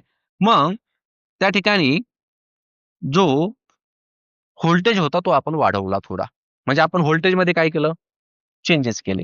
आता थोडा व्होल्टेजमध्ये चेंज झाला, तर त्याच्यामुळे काय झालं? त्याच्यामुळे जो करंट आहे, हा लार्ज प्रमाणामध्ये फ्लो व्हायला सुरुवात झाला. बघा तुम्ही इथे व्होल्टेजमध्ये थोडा चेंज झाला, पण करंट जो आहे तो लार्ज प्रमाणामध्ये काय व्हायला लागला त्या ठिकाणी? फ्लो व्हायला लागला. आणि याची काय स्पेशालिटी असते माहिती का? जर करंट इथे लार्ज प्रमाणामध्ये वाढत असेल, त्याचा जो रेझिस्टन्स आहे, तो तेवढ्याच प्रमाणामध्ये कमी होतो. येतं का लक्षात? याचा करंट त्या ठिकाणी काय होतोय? वाढतोय. पण रेझिस्टन्स त्याच प्रमाणामध्ये काय होणार त्याचा? कमी होणार. शेवटी आपल्याकडे फॉर्म्युला काय आहे? V is equals to I into R. पण हा ओहम्स लॉला फॉलो करतो असं नाही बरं. हा झिनर डायोड ओहम्स लॉला फॉलो करत नाही. ओहम्स लॉ मध्ये काय होतं, ओहम्स लॉ मध्ये हा रेजिस्टन्स जो असतो तो कॉन्स्टंट असतो.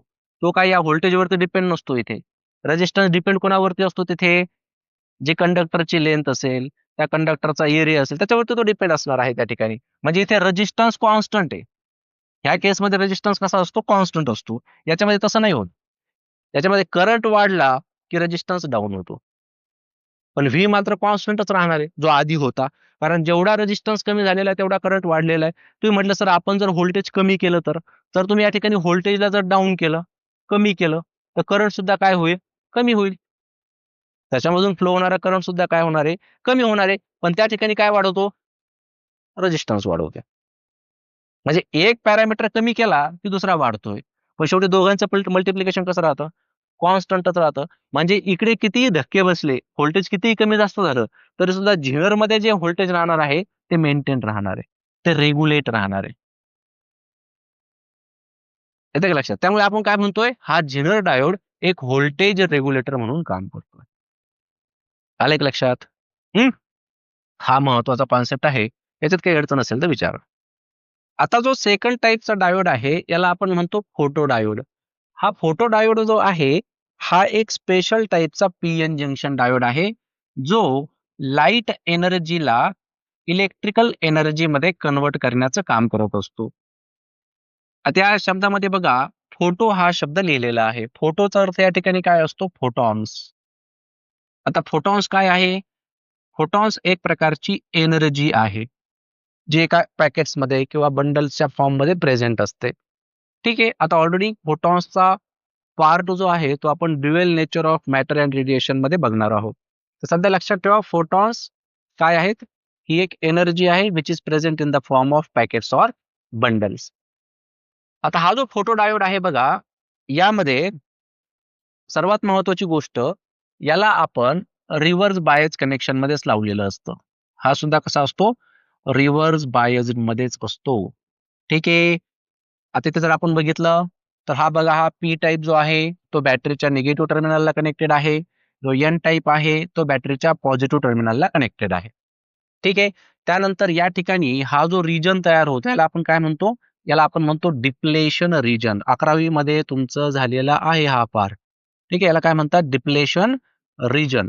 आता या पी टाईप मध्ये काय असणार, या ठिकाणी असणार आहेत निगेटिव्ह आयन्स, बरोबर.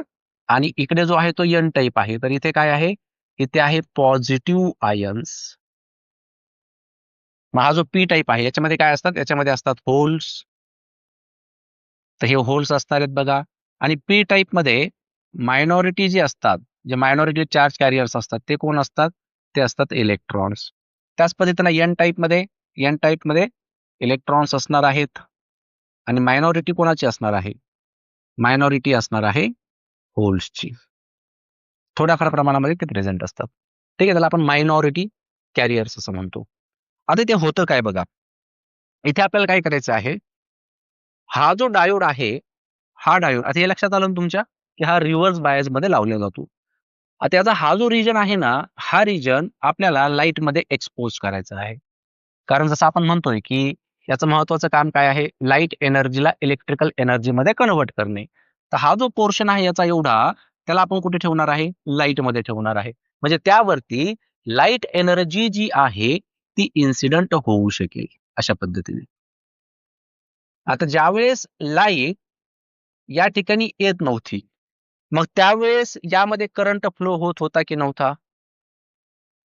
ज्यावेळेस लाईट नव्हतीच, मग त्यावेळेस याच्यामधून करंट फ्लो होत होता का? तर अतिशय कमी प्रमाणामध्ये फ्लो होत होता. याचं कारण काय आहे? याचं कारण आहे हे मायनॉरिटी कॅरियर्स. आता इथे होतं काय? हे निगेटिव्ह आहे, हा निगेटिव्ह आहे.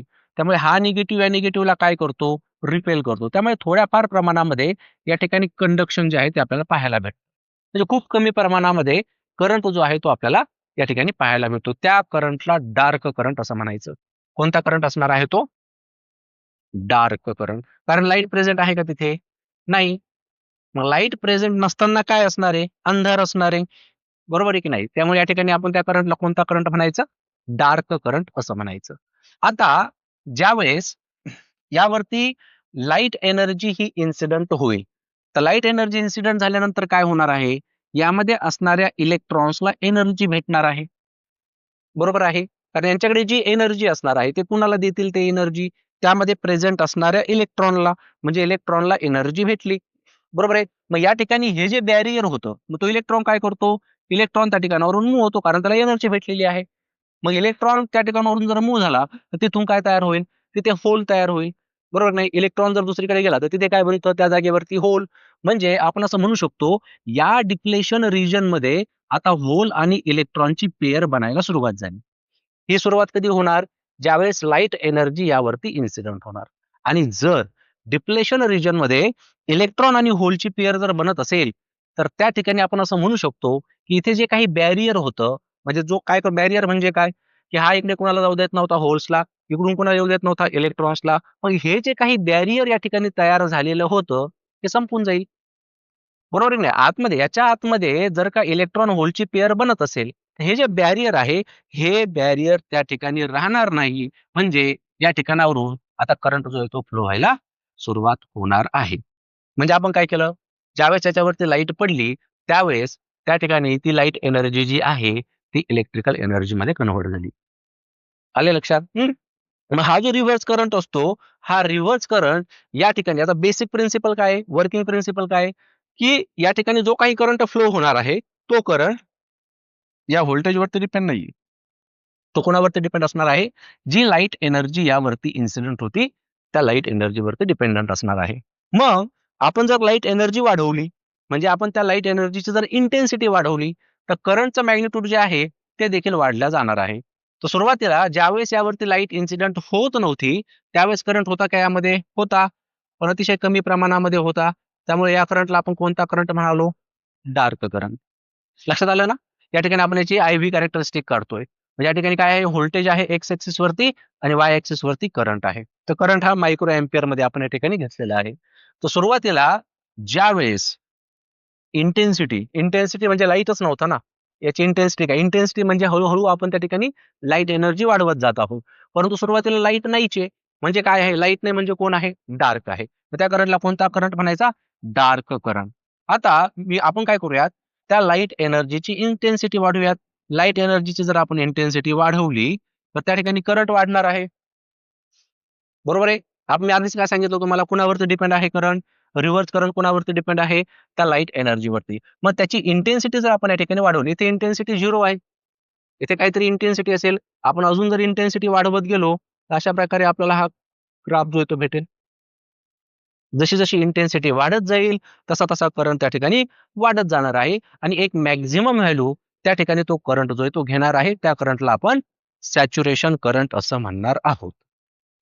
तर मग या फोटोडायोडचे ॲप्लिकेशन्स कुठे आहेत? कुठे वापरला जाईल हा फोटोडायोड?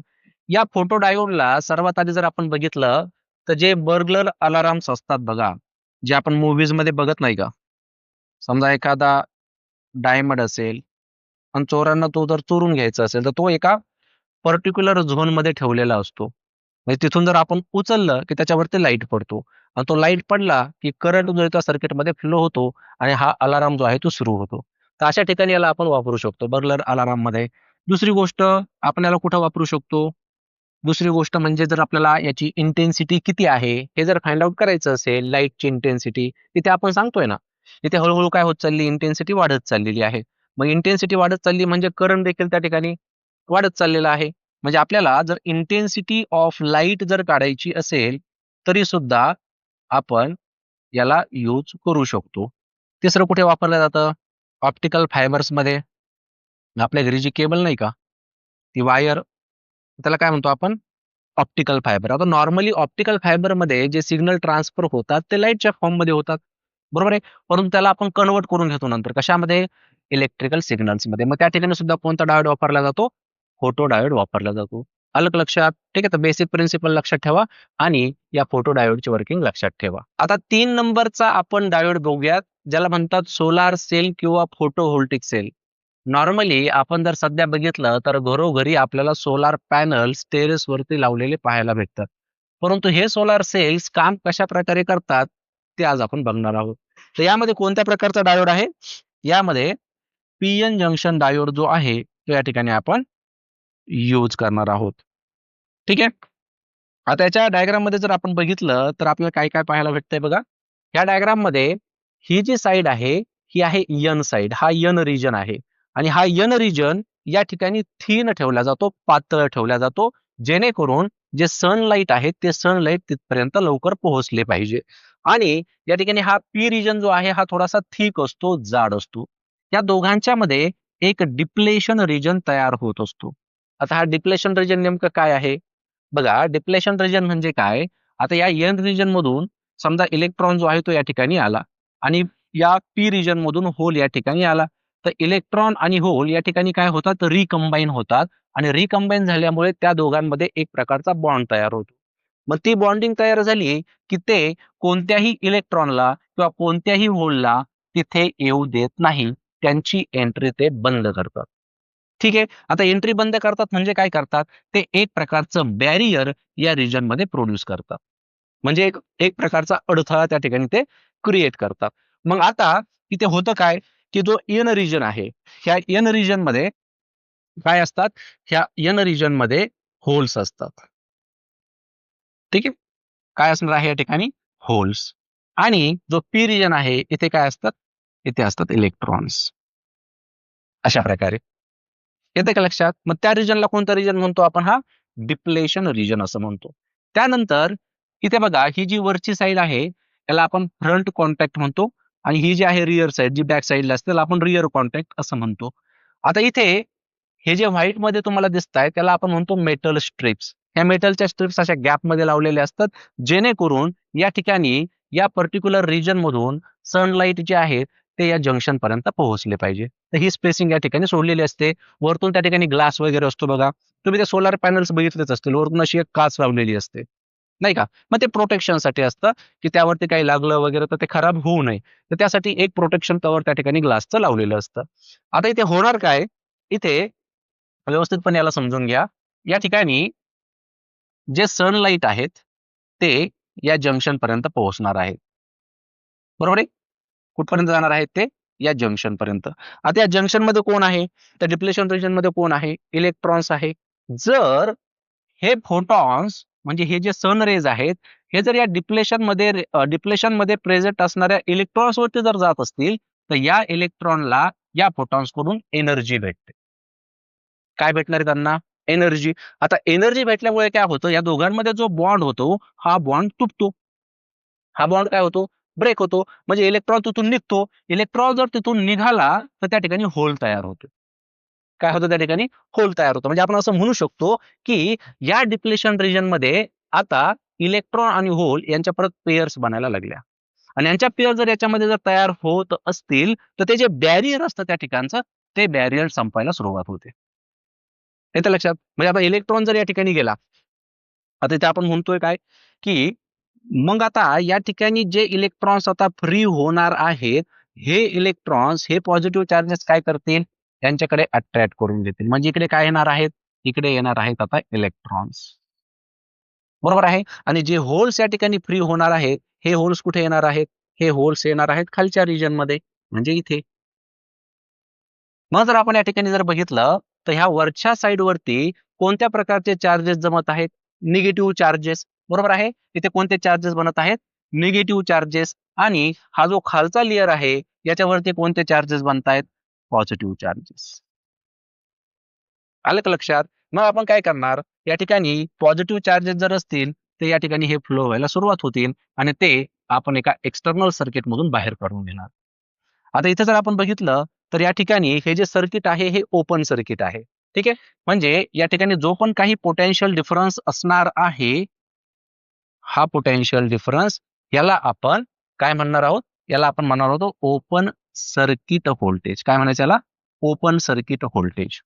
कारण आता पोटेन्शियल या ठिकाणी तयार झालं ना, हा पोटेन्शियल डिफरन्स या ठिकाणी तयार झाला. कारण आपण त्याला वापरत नाहीये अजून. जर आपल्याला याला वापरायचं असेल तर आपण काय करणार, आपण या ठिकाणी एक रजिस्टर लावणार. ठीक आहे. एक लोड रेझिस्टर लावणार. म्हणजे काय होईल, हे सर्किट जे आहे आता हे कंप्लीट होईल, क्लोज सर्किट बनेल आणि या रेझिस्टर मधून करंट जो आहे तो फ्लो व्हायला सुरुवात होईल. मग या ओपन सर्किट व्होल्टेज वरती जो करंट या ठिकाणी फ्लो होणार आहे, या करंटला आपण शॉर्ट सर्किट करंट असं म्हणणार आहोत. लक्षात आलंय? ओपन सर्किट व्होल्टेज, कारण त्यावेळेस सर्किट कसं होतं, ओपन होतं. लक्षात येते का तुमच्या? जर रेजिस्टर लावलेला नसता, तर आपण त्याला कुठेतरी स्टोअर करून घेतलं असतं बॅटरीमध्ये किंवा याच्यामध्ये, त्या पोटेन्शियल डिफरन्सला आपण स्टोअर करून घेतलं असतं. म्हणजे ते काय झालं असतं, ते झालं असतं व्होल्टेज. पण आता मला जर त्याला कन्व्हर्ट करायचं असेल करंटमध्ये, तर मला काय करावं लागेल, इथे एक लोड रेजिस्टर लावावा लागेल. मग लोड रेजिस्टर आपण लावला, की त्यामधून काय होणार आहे, करंट जो आहे तो फ्लो व्हायला सुरुवात होणार आहे. तर तो जो करंट असणार आहे, त्या करंटला आपण कोणता करंट म्हणायचं? शॉर्ट सर्किट करंट असं म्हणायचं. आलं का लक्षात? तर ही पूर्ण वर्किंग असते बघा. म्हणजे तुम्ही ज्या पद्धतीनं हे जे रेडिएशन ज्या पद्धतीनं वाढत जाणार आहेत, त्या पद्धतीने या ठिकाणी करंट जो आहे तो सुद्धा वाढत जाणार आहे. मग याच्यावरून काय तयार होतं? याच्यावरून याचा एक व्ही-आय कॅरेक्टरिस्टिकचा ग्राफ जो आहे तो तयार होतो. तर बघा या ठिकाणी आपण काय घेतलेलं आहे?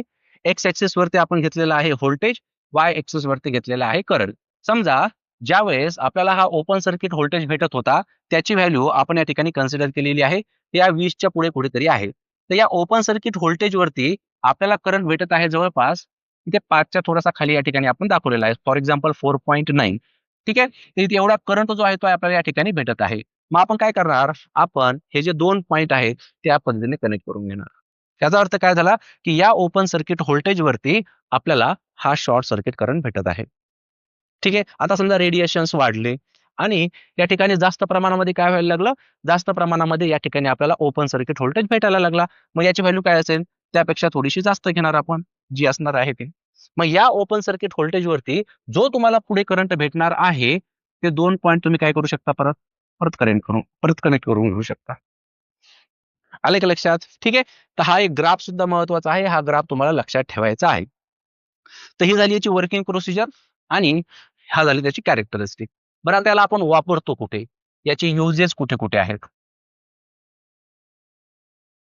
जर आपण ट्रॅफिक सिग्नल्स बघितले, तर ट्रॅफिक सिग्नल्समध्ये याचा उपयोग केला जातो किंवा जे कॅल्सी असतात बघा, सायंटिफिक कॅल्सी, जे कशावरती चालतात? ह्या सोलार सेल्सवरतीच चालतात. हे ॲक्चुअल सोलार सेल जे असतात ना, हे खूप कमी प्रमाणामध्ये व्होल्टेज पहिल्यांदा प्रोड्यूस करत असतात. 0.01 व्होल्टेज समथिंग. ठीक आहे. एवढ्या प्रमाणामध्ये हे व्होल्टेज तयार करतात. मग आपण काय करतो? सोलार पॅनल्सवरती असे भरपूर सारे कनेक्ट करतो. आणि सर्वांचं कॉम्बिनेशन करून त्या ठिकाणी जास्त प्रमाणामध्ये पोटेन्शियल डिफरन्स जो आहे तो प्रोड्यूस केला जातो. ठीक आहे. त्याचा उपयोग कुठे-कुठे लिहू शकता तुम्ही? कॅल्क्युलेटर्समध्ये आपण वापरतो. त्याच्यानंतर याला आपण ट्रॅफिक सिग्नलमध्ये वापरतो किंवा सॅटेलाइट्स जे असतात, जे आपण लॉन्च करतो ना सॅटेलाइट्स, तर तिथे सुद्धा काय लागतं? इलेक्ट्रिकल एनर्जीची गरज आहे. मग इलेक्ट्रिकल एनर्जी तिथे कशी भेटणार आपल्याला? तर ते आपण काय करतो? त्यांची जी बाहेरची विंग्स असतात ना, त्यावरती आपण हे सोलार पॅनल जे ते बसवतो आणि तिथे इलेक्ट्रिकल एनर्जी जी आहे, त्यानंतर ते वापरू शकतात. त्यानंतर लक्स मीटर एक म्हणून आहे बघा. लक्स मीटरमध्ये आपण इंटेन्सिटी ऑफ लाईट मेजर करण्यासाठी सुद्धा या सोलार सेलचा जो आहे तो उपयोग करू शकतो. तर हा आहे बघा एक स्पेशल टाइपचा डायोड आहे, ज्याला आपण काय म्हणतो? सोलार सेल किंवा फोटोव्होल्टिक सेल. समजलंय का? हं. काही अडचण असेल तर कमेंटमध्ये टाका. ठीक आहे. नंतर आपण शेवटचा जो स्पेशल टाइप डायोड आहे, ज्याला आपण म्हणतो एल तो आपण बघूयात. Light emitting diode. ठीक आहे. आता एल तुम्ही नॉर्मली भरपूर ठिकाणी बघता, जसं की आपल्या मोबाईलमध्ये एल स्क्रीन आहे किंवा आपण घरामध्ये टीव्ही यूज करत असतो किंवा जे ट्रॅफिक सिग्नलला जो लाईट आपल्याला चमकताना दिसतो तो असतो किंवा रेल्वे स्टेशनला आपण गेल्यानंतर एक पट्टी चालू असते.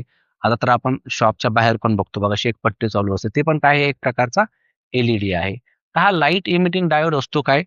आणि तो कशाप्रकारे काम करतो, ते आपण या ठिकाणी आता बघूयात. ठीक आहे. तर डायोड आहे म्हणजे नॉर्मली कोणता डायोड असतो? पी-एन जंक्शन डायोड असतोच. त्याला व्यवस्थितपणे समजून घ्या. अतिशय सोपा प्रकार आहे बघा हा सुद्धा. आता पहिली महत्वाची गोष्ट म्हणजे जो आहे, हा आपण फॉरवर्ड बायस्ड मध्ये कनेक्ट असतो. Forward biased. आता हे सर्वांना माहिती झालं असेल फॉरवर्ड बायस्ड काय आहे. जो पी टाइप आहे, तो पॉझिटिव्ह टर्मिनलला कनेक्टेड आहे. जो एन टाइप आहे, तो निगेटिव्ह टर्मिनलला कनेक्टेड आहे. आता या पॉझिटिव्ह टाइपमध्ये म्हणजे या पी टाइपमध्ये काय असतात? ह्या पी टाइपमध्ये होल्स असतात. बरोबर आहे? होल्स म्हणजे काय? होल्सवरती कोणता चार्ज असतो? होल्सवरती पॉझिटिव्ह चार्जच असतो. ठीक आहे? आणि जो एन टाइप असणार आहे, याच्यामध्ये काय असणार आहे? याच्यामध्ये असणार आहे इलेक्ट्रॉन्स. यांच्यावरती कोणता चार्ज असतो? यांच्यावरती असतो निगेटिव्ह चार्ज. ठीक आहे? आणि ह्या दोघांच्या मध्ये हा जो असतो, त्याला कोणता रिजन म्हणतात? याला म्हणतात डिप्लेशन रिजन. ठीक आहे. म्हणजे इकडे कोणते आयन्स बनतात? इकडे बनतात निगेटिव्ह आयन्स आणि इथे बनतात पॉझिटिव्ह आयन्स. एक बॅरियर तयार केलेलं असतं त्या ठिकाणी त्यांनी. हे देखील लक्षात. म्हणजे येऊन देत नाही त्याच्यानंतर. या इलेक्ट्रॉनला तिकडे जाऊ देत नाही, त्या होलला तो इकडे येऊ देत नाही. एक ठिकाणचा हा रिजन या ठिकाणी यांनी तयार केलेला असतो. आता इथे घडतं काय बघा, तिथे आपण जर आता बघितलं, जर आपण या ठिकाणी सप्लाय द्यायला जर सुरुवात केली, तर इथे कोणता टर्मिनल आहे? पॉझिटिव्ह टर्मिनल आहे. म्हणजे या प्लेटवरती कोणते चार्जेस येणार आहेत? पॉझिटिव्ह चार्जेस येणार आहेत. बरोबर आहे. इथे आतमध्ये कोण आहे? इथे पॉझिटिव्ह चार्जच आहे. म्हणजे हा पॉझिटिव्ह चार्ज याला काय करणार? रिपेल करणार. बरोबर आहे की नाही? त्याच पद्धतीने इथे बघा, हा जो एन टाइप आहे, हा एन टाइप या निगेटिव्ह टर्मिनलला कनेक्टेड आहे. म्हणजे इथे कोणते चार्जेस येणार आहेत? इथे निगेटिव्ह चार्जेस येणार आहेत. याच्या आतमध्ये कोण आहे? निगेटिव्हच आहे. म्हणजे हा निगेटिव्ह या निगेटिव्हला काय करणार आहे? रिपेल करणार आहे. येते का लक्षात? मग रिपेल करत असेल तर काय होईल? हा जो या ठिकाणी असणारा होल आहे, हा या रिजनमध्ये एंटर करेल. बरोबर आहे. इथे असणारा होल काय करणार आहे? या डिप्लेशन रिजनमध्ये एंटर करणार आहे. इकडून कोण येणार आहे? इकडून इलेक्ट्रॉन येणार आहे. इथून कोण येणार आहे? इलेक्ट्रॉन येणार आहे. तर हा चार्ज या इलेक्ट्रॉनला रिपेल करणार आहे. बरोबर आहे की नाही? म्हणजे इथे काय व्हायला लागलं? इथे परत एक रिकॉम्बिनेशन व्हायला लागली. याच्या आधी आपण काय बघितलं? याच्या आधी काय बघितलं आपण? याच्या आधी या ठिकाणी आपण एनर्जी देत होतो. एनर्जी दिल्या कारणाने या ठिकाणी यांची जी बॉन्डिंग आहे ती ब्रेक होत होती. एनर्जी दिल्याने बॉन्डिंग ब्रेक झाली. बरोबर आहे की नाही? म्हणजे एनर्जी द्यावी लागते आपल्याला या ठिकाणी ही बॉन्डिंग ब्रेक करण्यासाठी. मग जर या ठिकाणी ही बॉन्डिंग होत असेल, यांचं रिकॉम्बिनेशन जर होत असेल, कोणाचं? हां, या ठिकाणी यांचं जर रिकॉम्बिनेशन होत असेल, तर रिकॉम्बिनेशन होताना काय होणार आहे? पुढे आहे नाही का?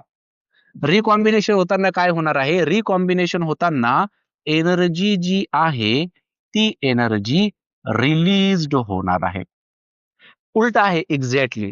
म्हणजे बॉन्ड ब्रेक करायचं असेल तर एनर्जी द्यावी लागेल आणि तिथे बॉन्ड बनत असेल तर एनर्जी रिलीज्ड होईल. म्हणजे या ठिकाणी जी पण काही आता एनर्जी रिलीज्ड होणार आहे या रिकॉम्बिनेशनमध्ये, ती एनर्जी कोणत्या फॉर्ममध्ये असणार आहे? ती एनर्जी असणार आहे लाईटच्या फॉर्ममध्ये.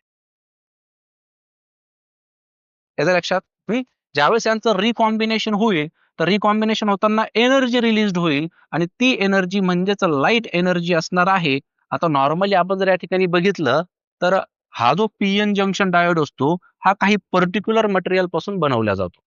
जसं की या ठिकाणी बघा, ॲल्युमिनियम, गॅलियम आर्सेनाइड असेल, याच्यापासून जर बनलेलं असेल, तर जे इन्फ्रारेड असतात, रेडिएशन्स, ते त्या ठिकाणी काय होतात? रिलीज्ड होतात. त्या फॉर्ममध्ये एनर्जी रिलीज्ड होते.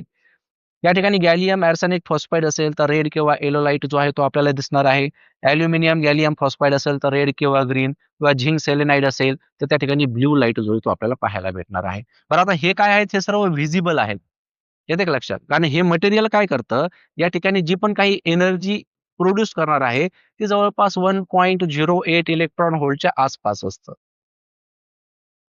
येतं का लक्षात? म्हणजे काय होतं ह्या एनर्जीवरती जर का त्याने लाईटला इमिट केलं, तर ती जी लाईट आहे, ती व्हिजिबल लाईट कन्सिडर केली जाते. त्याची रेंज काय असते जवळपास 4000 अँगस्ट्रॉम पासून 7800 म्हणजे 4000 पासून जवळपास म्हटलं तर 4000 अँगस्ट्रॉम पासून 7800 अँगस्ट्रॉम पर्यंत ह्या वेव्हलेंथ मध्ये आपण लाईटला बघू शकतो.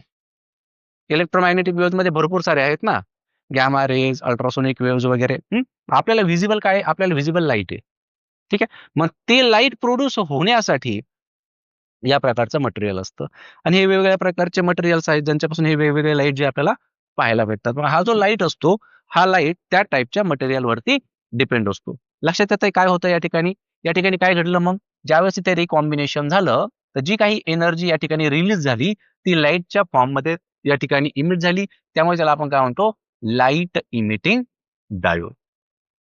आलं का लक्षात? ही सिंपल याची वर्किंग आहे बघा. आता जर तुम्ही हळू-हळू व्होल्टेज जर वाढवत जात असाल, तर त्या ठिकाणी तो जो लाईट आहे, तो सुद्धा काय होणार आहे? इन्क्रीज होत जाणार आहे. त्यामुळे या ठिकाणी हा जो ग्राफ तयार होतो आणि हे महत्त्वाची गोष्ट काय लक्षात ठेवायची? हा फॉरवर्ड बायसमध्ये असतो. त्या याच्या आधीच आपण कशामध्ये होता? फॉरवर्ड बायसमध्येच होता. हा सुद्धा कशामध्ये आहे? फॉरवर्ड बायसमध्ये आहे. त्याची IV कॅरेक्टरिस्टिक करू बघा. IV कॅरेक्टरिस्टिक मध्ये जसं आपला ऑर्डिनरी डायोड आहे ना, म्हणजे ऑर्डिनरी डायोड जशा प्रकारे काम करतो तशाच प्रकारे हा जो ग्राफ आहे या ठिकाणी आपल्याला भेटतो.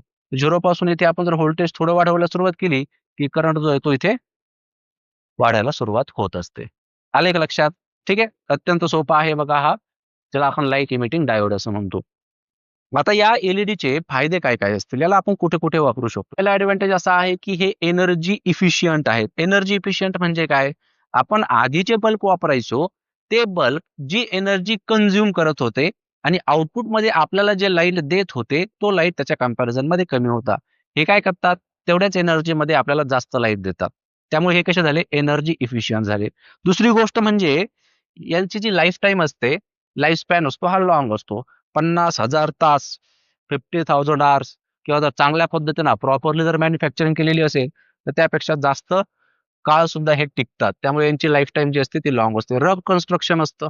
सॉलिड मटेरियल पासून बनलेलं आहे, त्यामुळे रग्ड असणार आहे. ठीक आहे. आणि याला कोणत्याही प्रकारचा वॉर्म अप पिरियड नसतो. वॉर्म अप पिरियड म्हणजे असं नाही, तो काहीतरी वेळ घेणारे लाईट इमिट करायला, असं नसतं. तो इन्स्टंटली नॅनो सेकंड्स मध्ये तो काय करतो? लाईटला इमिट करतो. ठीक आहे. ऍप्लिकेशन मी तुम्हाला आधी सांगितलेलेच आहेत. तर असा आहे हा बघा, हा लाईट इमिटिंग डायोड. ओके. यानंतरचा जो कॉन्सेप्ट आहे तो आहे ट्रान्झिस्टर्स. आता यामध्ये काय होतं? यामध्ये इलेक्ट्रॉन्स आणि होल्स हे दोन्ही सुद्धा करंटला कॅरी करतात. त्यामुळे याला आपण बायपोलार जंक्शन ट्रान्झिस्टर्स असं म्हणतो. याच्यामध्ये दोन डायोड्स वापरले जातात. त्या दोन डायोड्सला एकत्र केल्या जातं आणि त्यापासून दोन प्रकारचे ट्रान्झिस्टर आपण या ठिकाणी शिकत असतो. एक असतो NPN, दुसरा असतो PNP. पण मोस्ट ऑफ द आपण NPN जो आहे तोच फॉलो करतो आणि पेपरला देखील NPNच विचारला जातो. तर काही बेसिक कॉन्सेप्ट आणि महत्त्वाचे कॉन्सेप्ट आपण याचे बघूया. तर सर्वात आधी आपण हा ट्रान्झिस्टर काय आहे ते समजून घेऊयात. या ठिकाणी बघा, आपण दोन डायोड्स घेतलेले आहेत. दोन PN जंक्शन डायोड आपण या ठिकाणी घेतले आणि ह्या दोन डायोड्सला आपल्याला आता एकत्र करायचं आहे. ठीक आहे. तर व्यवस्थितपणे समजून घ्या. या ठिकाणी समजा आपण काय केलं, हा जो दुसरा डायोड आहे त्याला असं फिरवलं 180 डिग्री मध्ये. म्हणजे इथे आला P, इथे आला N. नंतर आपण त्याला इथे ठेवलं. म्हणजे हा P जो आहे तो याच्यावरती आला पाहिजे. मग आपल्याला काय भेटेल बरं? या ठिकाणी जर आपण बघितलं, तर या ठिकाणी काय असणार आहे? या ठिकाणी असणार आहे N, सेंटरला असणार आहे इथे P आणि ते पुन्हा असणार आहे N. यालाच आपण काय म्हणतो? NPN transistor. याचे 3 टर्मिनल निघतात. एक याच्यासाठी, एक याच्यासाठी आणि एक याच्यासाठी. ठीक आहे.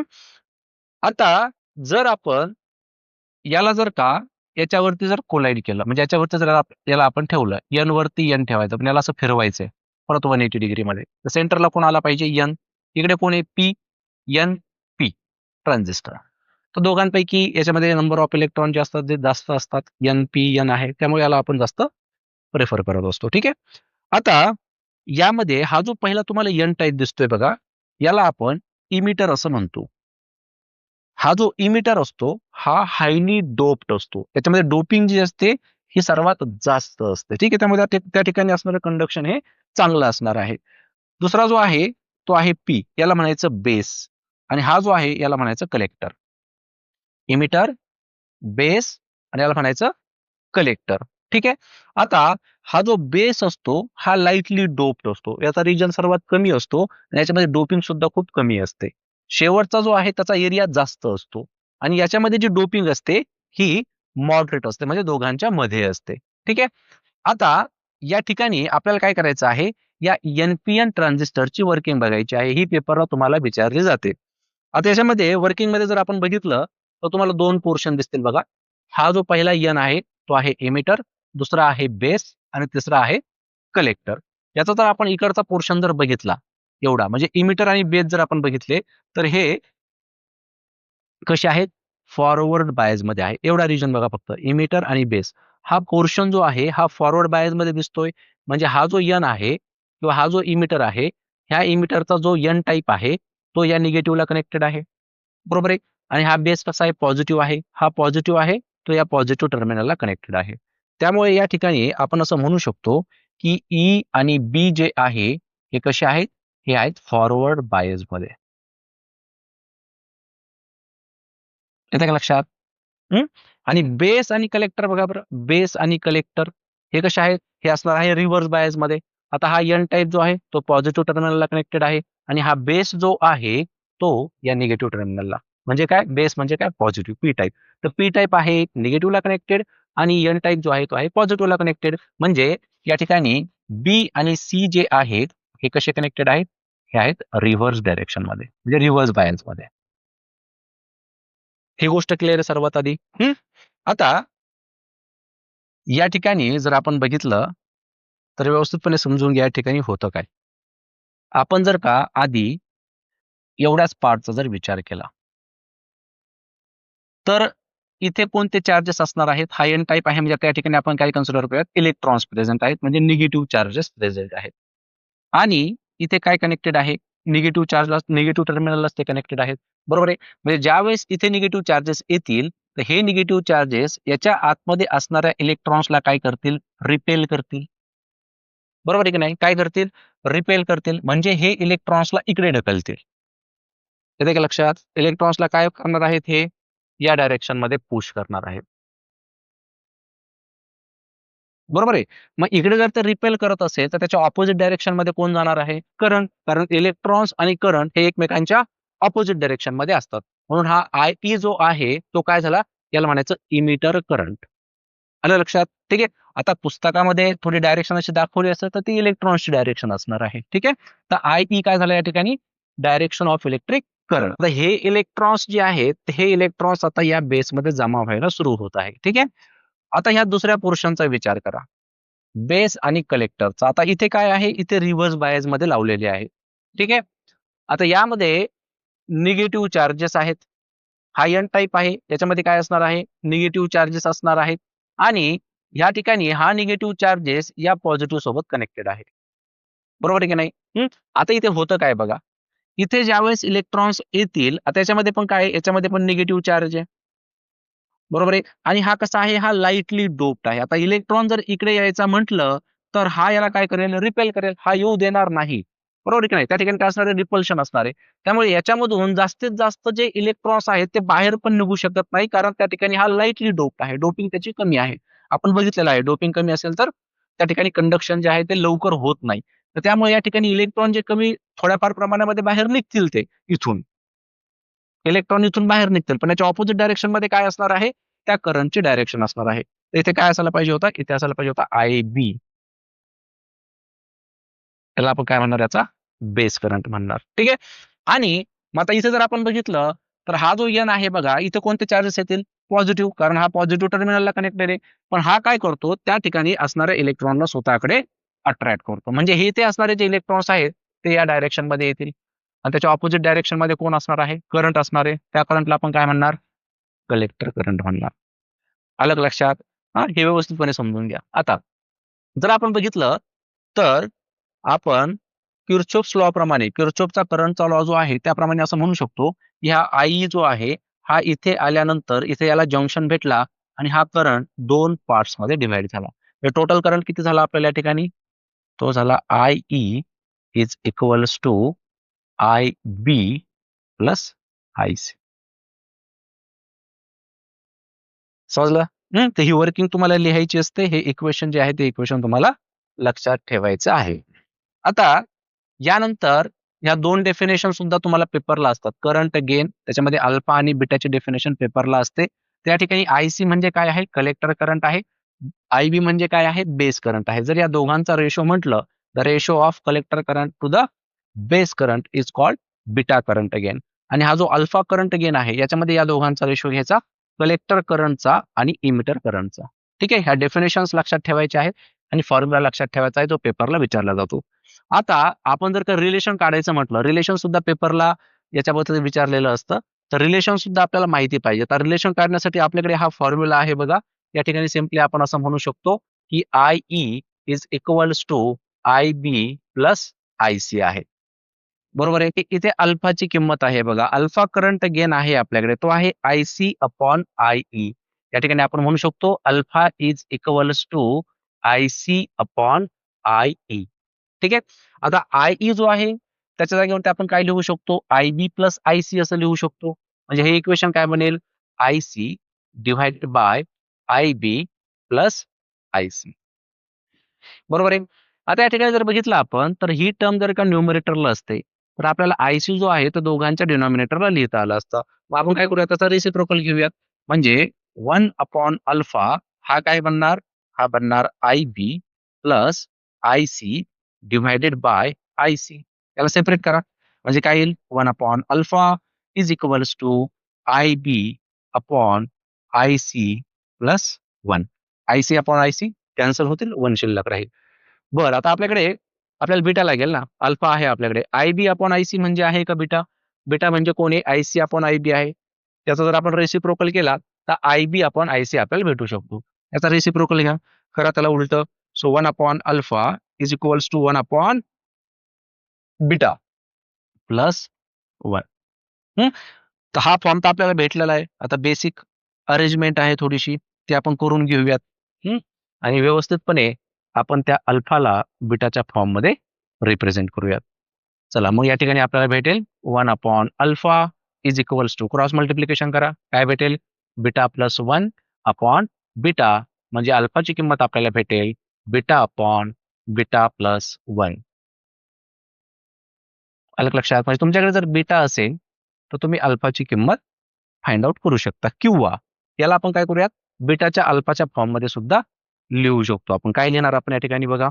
इथे काय करूयात, ह्या 1 बीटाला इकडेच ठेवूयात, 1 ला पलीकडे पाठवूया. आपण या ठिकाणी म्हणू शकतो 1 बीटा इज इक्वल्स टू 1/अल्फा minus 1. So 1 beta is equals to 1 minus alpha upon alpha म्हणजे बीटा आपल्याला काय भेटेल? बीटा भेटेल अल्फा अपॉन 1 मायनस अल्फा. आलं लक्षात? असा हा पार्ट आहे बघा. महत्वाच्या गोष्टी या ठिकाणी लक्षात ठेवायच्या. डेफिनेशन्स पेपरला विचारले जाऊ शकते. रिलेशन विचारलं जाऊ शकतं. एन-पी-एनची वर्किंग विचारली जाऊ शकते. ठीक आहे. आलं का लक्षात? आता या चॅप्टरचा जो शेवटचा कॉन्सेप्ट आहे तो आहे बघा लॉजिक गेट्स. सांगायचं झालं तर ज्याचा मॅथमॅटिक्स हा सब्जेक्ट आहे त्यांना पार्ट 1 मध्ये मॅथमॅटिकल लॉजिक असा एक चॅप्टर आहे बघा.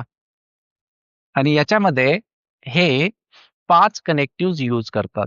त्याच्यामध्ये कंजंक्शन म्हणजे अँड, डिसजंक्शन म्हणजे ऑर, निगेशन म्हणजे नॉट, त्यानंतर काय आहे कंडिशनल नाही का, ज्याला आपण इम्प्लिकेशन असं म्हणतो, आणि शेवटचा आहे बाय कंडिशनल किंवा डबल इम्प्लिकेशन. या चॅप्टरमध्ये ज्यांना ट्रूथ टेबल ड्रॉ करता येतात त्यांच्यासाठी हा पार्ट अत्यंत सोपा आहे बघा. तेच आहे या ठिकाणी तुम्हाला ट्रूथ टेबल वगैरे जे आहे ते ड्रॉ करायचे आहेत. तर लॉजिक गेट काय आहे? लॉजिक गेट एक डिजिटल सर्किट आहे. ठीक आहे. म्हणजे या ठिकाणी आपण इनपुट जे आहे ते 2 किंवा 2 पेक्षा जास्त देऊ शकतो. परंतु आपल्याला आउटपुट जे आहे ते एकच भेटणार आहे. तर आपल्याला असे 5 गेट्स जे आहेत ते या ठिकाणी बघायचे आहे. त्याचा ट्रूथ टेबल तुम्हाला विचारला जाऊ शकतो किंवा हे बुलियन एक्सप्रेशन जे आहे ते तुम्हाला विचारलं जाऊ शकतं. ठीक आहे. आता तिथे ज्यावेळेस तुम्ही ट्रूथ टेबलमध्ये टी आणि एफ लिहिता बघा. T for true, F for false. या ट्रूथ टेबलमध्ये या टीच्या जागेवरती तुम्हाला 1 लिहायचं आहे. कारण डिजिटल सर्किट्समध्ये आउटपुट्स हे कायम बायनरी असतात. 1 आणि 0च्या फॉर्ममध्ये असतात. त्यामुळे याला आपण इनपुट आउटपुट टेबल असं देखील म्हणतो. आणि तुम्ही इनपुट आउटपुट टेबल त्यामध्येही इलेक्ट्रिक सर्किटसाठी ड्रॉ केलेलेच आहे. तर ट्रू म्हटलं की 1, या टी म्हटलं टी जिथे असेल तिथे 1 ठेवायचा, एफ जिथे असेल तिथे 0 ठेवायचा. ठीक आहे. आता नॉटचा अर्थ काय होतो? तो सिग्नल बदलतो. 1 असेल तर त्याचा 0 होणार. नाही का, जसं तुम्ही निगेशनमध्ये ट्रू असेल तर फॉल्स घ्यायचे, फॉल्स असेल तर ट्रू घ्यायचे. त्याच पद्धतीनं या ठिकाणी हे याचं एक सिम्बॉलिक रिप्रेझेंटेशन आहे बघा नॉटचं. ठीक आहे. इथे अशा प्रकारचा हा झिरो लावलेला असतो. हे लक्षात ठेवा. हा इनपुट आहे आणि तुम्हाला या ठिकाणी आउटपुट भेटणार आहे. हा याच्या डोक्यावरती ही जी लाईन दिसते ना ही नॉटची असते. ठीक आहे. एक्स बार ज्याला आपण म्हणतोय ना तर त्याच्या उलट. समजा तुम्ही जर काही इनपुट 1 दिलेलं असेल तर तुम्हाला आउटपुटमध्ये 0 भेटणार. तुम्ही इनपुट 0 दिलेलं असेल तर आउटपुटमध्ये तुम्हाला 1 भेटणार. आलं का लक्षात? ठीक आहे. हे बुलियन एक्सप्रेशन काय म्हणणार? y is equal to X not किंवा एक्स बार म्हटलं तरी चालेल. मग ट्रूथ टेबल आपण याचा ड्रॉ करून घेऊयात. ट्रूथ टेबल मध्ये काय आहे? इनपुट दिलेलं आहे आणि इकडे आउटपुट दिलेलं आहे. इनपुट मध्ये आहे 0, आउटपुट मध्ये काय भेटेल? 1. त्याच्या उलट घ्यायचंय. ठीक आहे. निगेशन म्हटलं, नॉट म्हटलं की त्याच्या उलट येणार. ठीक आहे. इथे 1 म्हटलं की इथे 0 घ्यायचं आहे. आलं का लक्षात? त्याला कोणता गेट म्हणायचं? याला म्हणायचं नॉट गेट. आता गेट म्हटल्यानंतर आपण जसं घराला गेट लावतो बघा. की कुणी यायला पाहिजे, कुणी बाहेर जायला पाहिजे, नाही का? तर त्या पद्धतीनं ती जी परमिशन आहे ती आपण देत असतो. तसं या ठिकाणी करंटला सुद्धा आपण सर्किट्समध्ये परमिशन देत असतो. त्यासाठी हे गेट्स लावलेले असतात. आता दुसरा जो आहे बघ, याला आपण तो ऑर गेट. जसा डिसजंक्शन होता ना, तसा हा आहे. ऑरला नॉर्मली आपण ए प्लस बी याने सुद्धा रिप्रेझेंट करतो. त्याच्यामध्ये जे बुलियन एक्सप्रेशन आपण घेतलेलं आहे ते अशाच पद्धतीचं आहे. ठीक आहे. किंवा तुम्ही ते प्रोबॅबिलिटी जरी बघितला त्यामध्ये सुद्धा अशाच प्रकारच्या टर्म्स आहेत, त्या इंटरसेक्शन, युनियन वगैरे. ठीक आहे. आता इथे बघा, इथे काय आहे? इथे हे याचं सिम्बॉलिक रिप्रेझेंटेशन आहे. सिम्बॉल्स लक्षात ठेवायचे आहेत तुम्हाला. दोन इनपुट आपण दिलेले आहे, इनपुट ए आणि इनपुट बी. ठीक आहे. आउटपुट मात्र आपल्याला एकच भेटणार आहे. आणि आउटपुट घेत असताना हे याचं बुलियन एक्सप्रेशन आहे बघा, ए प्लस बी. याच्यावरून तुम्हाला ट्रूथ टेबल लक्षात ठेवणं सुद्धा सोपं जाईल. इनपुट ए, इनपुट बी चा सिक्वेन्स लक्षात ठेवायचा. जसं त्या ठिकाणी तुम्ही टी एफ, ठीक आहे, एफ असे लिहायचे. त्या पद्धतीनं इनपुटमध्ये आपण सुरुवातीला जर 0 दिला, ठीक आहे, सिग्नल नाहीये. तिथे इनपुट बी ला 0 असेल तर 0 प्लस 0 आउटपुटमध्ये काय भेटणार आहे? 0. 1 प्लस 0 1. 0 प्लस 1 1. 1 प्लस 1 इथे 2 नाही करायचं. 1 प्लस 1 इथे 1च करायचं. ठीक आहे. 1 प्लस 1 म्हटलं त्या ठिकाणी सुद्धा 1च असणार आहे. ठीक आहे. तर हे याचं बुलियन एक्सप्रेशन आहे. हे लक्षात ठेवा. ट्रूथ टेबल लक्षात ठेवा आणि सिम्बॉलिक रिप्रेझेंटेशन लक्षात ठेवा. त्यानंतर आहे बघा अँड, ज्याला आपण कंजंक्शन म्हणतो. ऑरला डिसजंक्शन म्हटलं होतं, याला काय म्हणायचं? कंजंक्शन. आता कंजंक्शन मध्ये सुद्धा बाकी सगळी प्रोसिजर सेमच आहे. हे इनपुट आउटपुट तुमचे सेमच असणार आहे. आपल्याला काय लक्षात ठेवायचं आहे? याचा सिम्बॉलिक रिप्रेझेंटेशन. अशा प्रकारचा सिम्बॉल आहे. एखादा सर्किट असेल अशा प्रकारचं, जर तुम्हाला त्या ठिकाणी गेट दिसलं की तुम्हाला आयडेंटिफाय झालं पाहिजे की हा अँड गेट आहे. आणि अँड गेटचं बुलियन एक्सप्रेशन काय असतं? ते असतं मल्टिप्लिकेशन मध्ये, इंटूच्या फॉर्म मध्ये, ए डॉट बी. ठीक आहे. तुम्ही मल्टिप्लिकेशन लक्षात ठेवू शकता. तर आपण या ठिकाणी जर 2 इनपुट्स दिले, तर आपल्याला आउटपुटमध्ये काय भेटेल? तर 0 0 1 1 इनपुट, सेकंड इनपुट 0 1 0 1. तर 0 इंटू 0 केलं तर 0, 0 इंटू 1 केलं 0, 1 इंटू 0 केलं 0, 1 इंटू 1 केलं 1. हे जाणार आपलं आउटपुट. आलं का लक्षात? आता अशाच प्रकारे जे नेक्स्ट आहे बघा, हे आहे नॅन्ड गेट. आता नॅन्ड मध्ये 2 आले, not plus and, not plus and. तर आपला नॉट या ठिकाणी दाखवायचा राहिला. त्याला आपण थोडंसं पुढे घेऊया. कशाने दाखवायचो नॉट? असं 0 काढायचं मध्ये. ठीक? अशा पद्धतीने. आता लक्षात ठेवा, तुम्हाला जे अँड गेटचं आउटपुट भेटलं होतं ना याच्या आधी, अँड गेट घेतलं ना आपण आता, अँड गेट, याचं जे आउटपुट असणार आहे याचंच तुम्हाला नॉट घ्यायचंय. म्हणजे याचं निगेशन घ्यायचंय. कसं? 0 असेल तर 1 घ्यायचा आणि 1 असेल तर 0 घ्यायचं. मग बघा, आता याचे एक्झॅक्टली ऑपोजिट आउटपुट आपल्याला या ठिकाणी भेटणार आहे. इनपुट लिहिले, आउटपुट लिहिले, आणि इकडे काय होता? इकडे होता 0 0 0 1. म्हणजे आपला काय असणार आता? 1 1 1 0. त्या ठिकाणी 1 1 1 0 येतो. आलं का लक्षात? काय करायचंय? फक्त त्याचं निगेशन घ्यायचं, तुम्हाला नॉट लावायचा त्या ठिकाणी. सिम्बॉलिक रिप्रेझेंटेशन लक्षात ठेवायचं, केअरफुली बघायचं या ठिकाणी असा हा सिम्बॉल आहे का. तर असेल तर त्या ठिकाणी तुम्हाला लक्षात आलं पाहिजे की हा नॅन्ड गेट आहे. Symbolic representation A dot B bar, ठीक, किंवा ए डॉट बी नॉट. शेवटचा जो आहे त्याला आपण म्हणतो नॉर गेट. आता हा सुद्धा कॉम्बिनेशन मध्ये आहे बघा, नॉट प्लस ऑर, त्याला आपण म्हणणार आहोत नॉर. ठीक आहे. हे सिम्बॉलिक रिप्रेझेंटेशन कशासाठी? नॉट साठी. आणि आता आपण आधीच घेतलेला आहे ऑर साठी. इनपुट आपण लिहिला 0 0 1 1, इनपुट बी लिहिला 0 1 0 1, आउटपुट. आता आउटपुट काय येईल सांगा बरं? आउटपुट काय येईल आता? जो तुमचा ऑर होता त्याच एक्झॅक्टली ऑपोजिट घ्यायचं. आता हा ऑर आहे बघा, यामध्ये तुम्हाला 0 1 1 1 भेटला होता. शेवटी काय भेटणार आपल्याला तिथे आता? 1 0 0 0. त्याचं नॉर घ्यायचंय तुम्हाला. तर हा नॉर गेट आहे बघा. तर हा आहे 1 0 0 0. आलं का लक्षात? ठीक आहे. तर इथे तुमचा हा जो सेमी कंडक्टर टॉपिक होता हा पूर्णपणे संपवतो. जर तुम्हाला हा व्हिडिओ समजला असेल तर तुम्ही या व्हिडिओला लाईक करा, चॅनलला सबस्क्राईब करायला विसरू नका, आणि सर्वात महत्त्वाचं म्हणजे तुमच्या मित्रांना शेअर करा. धन्यवाद.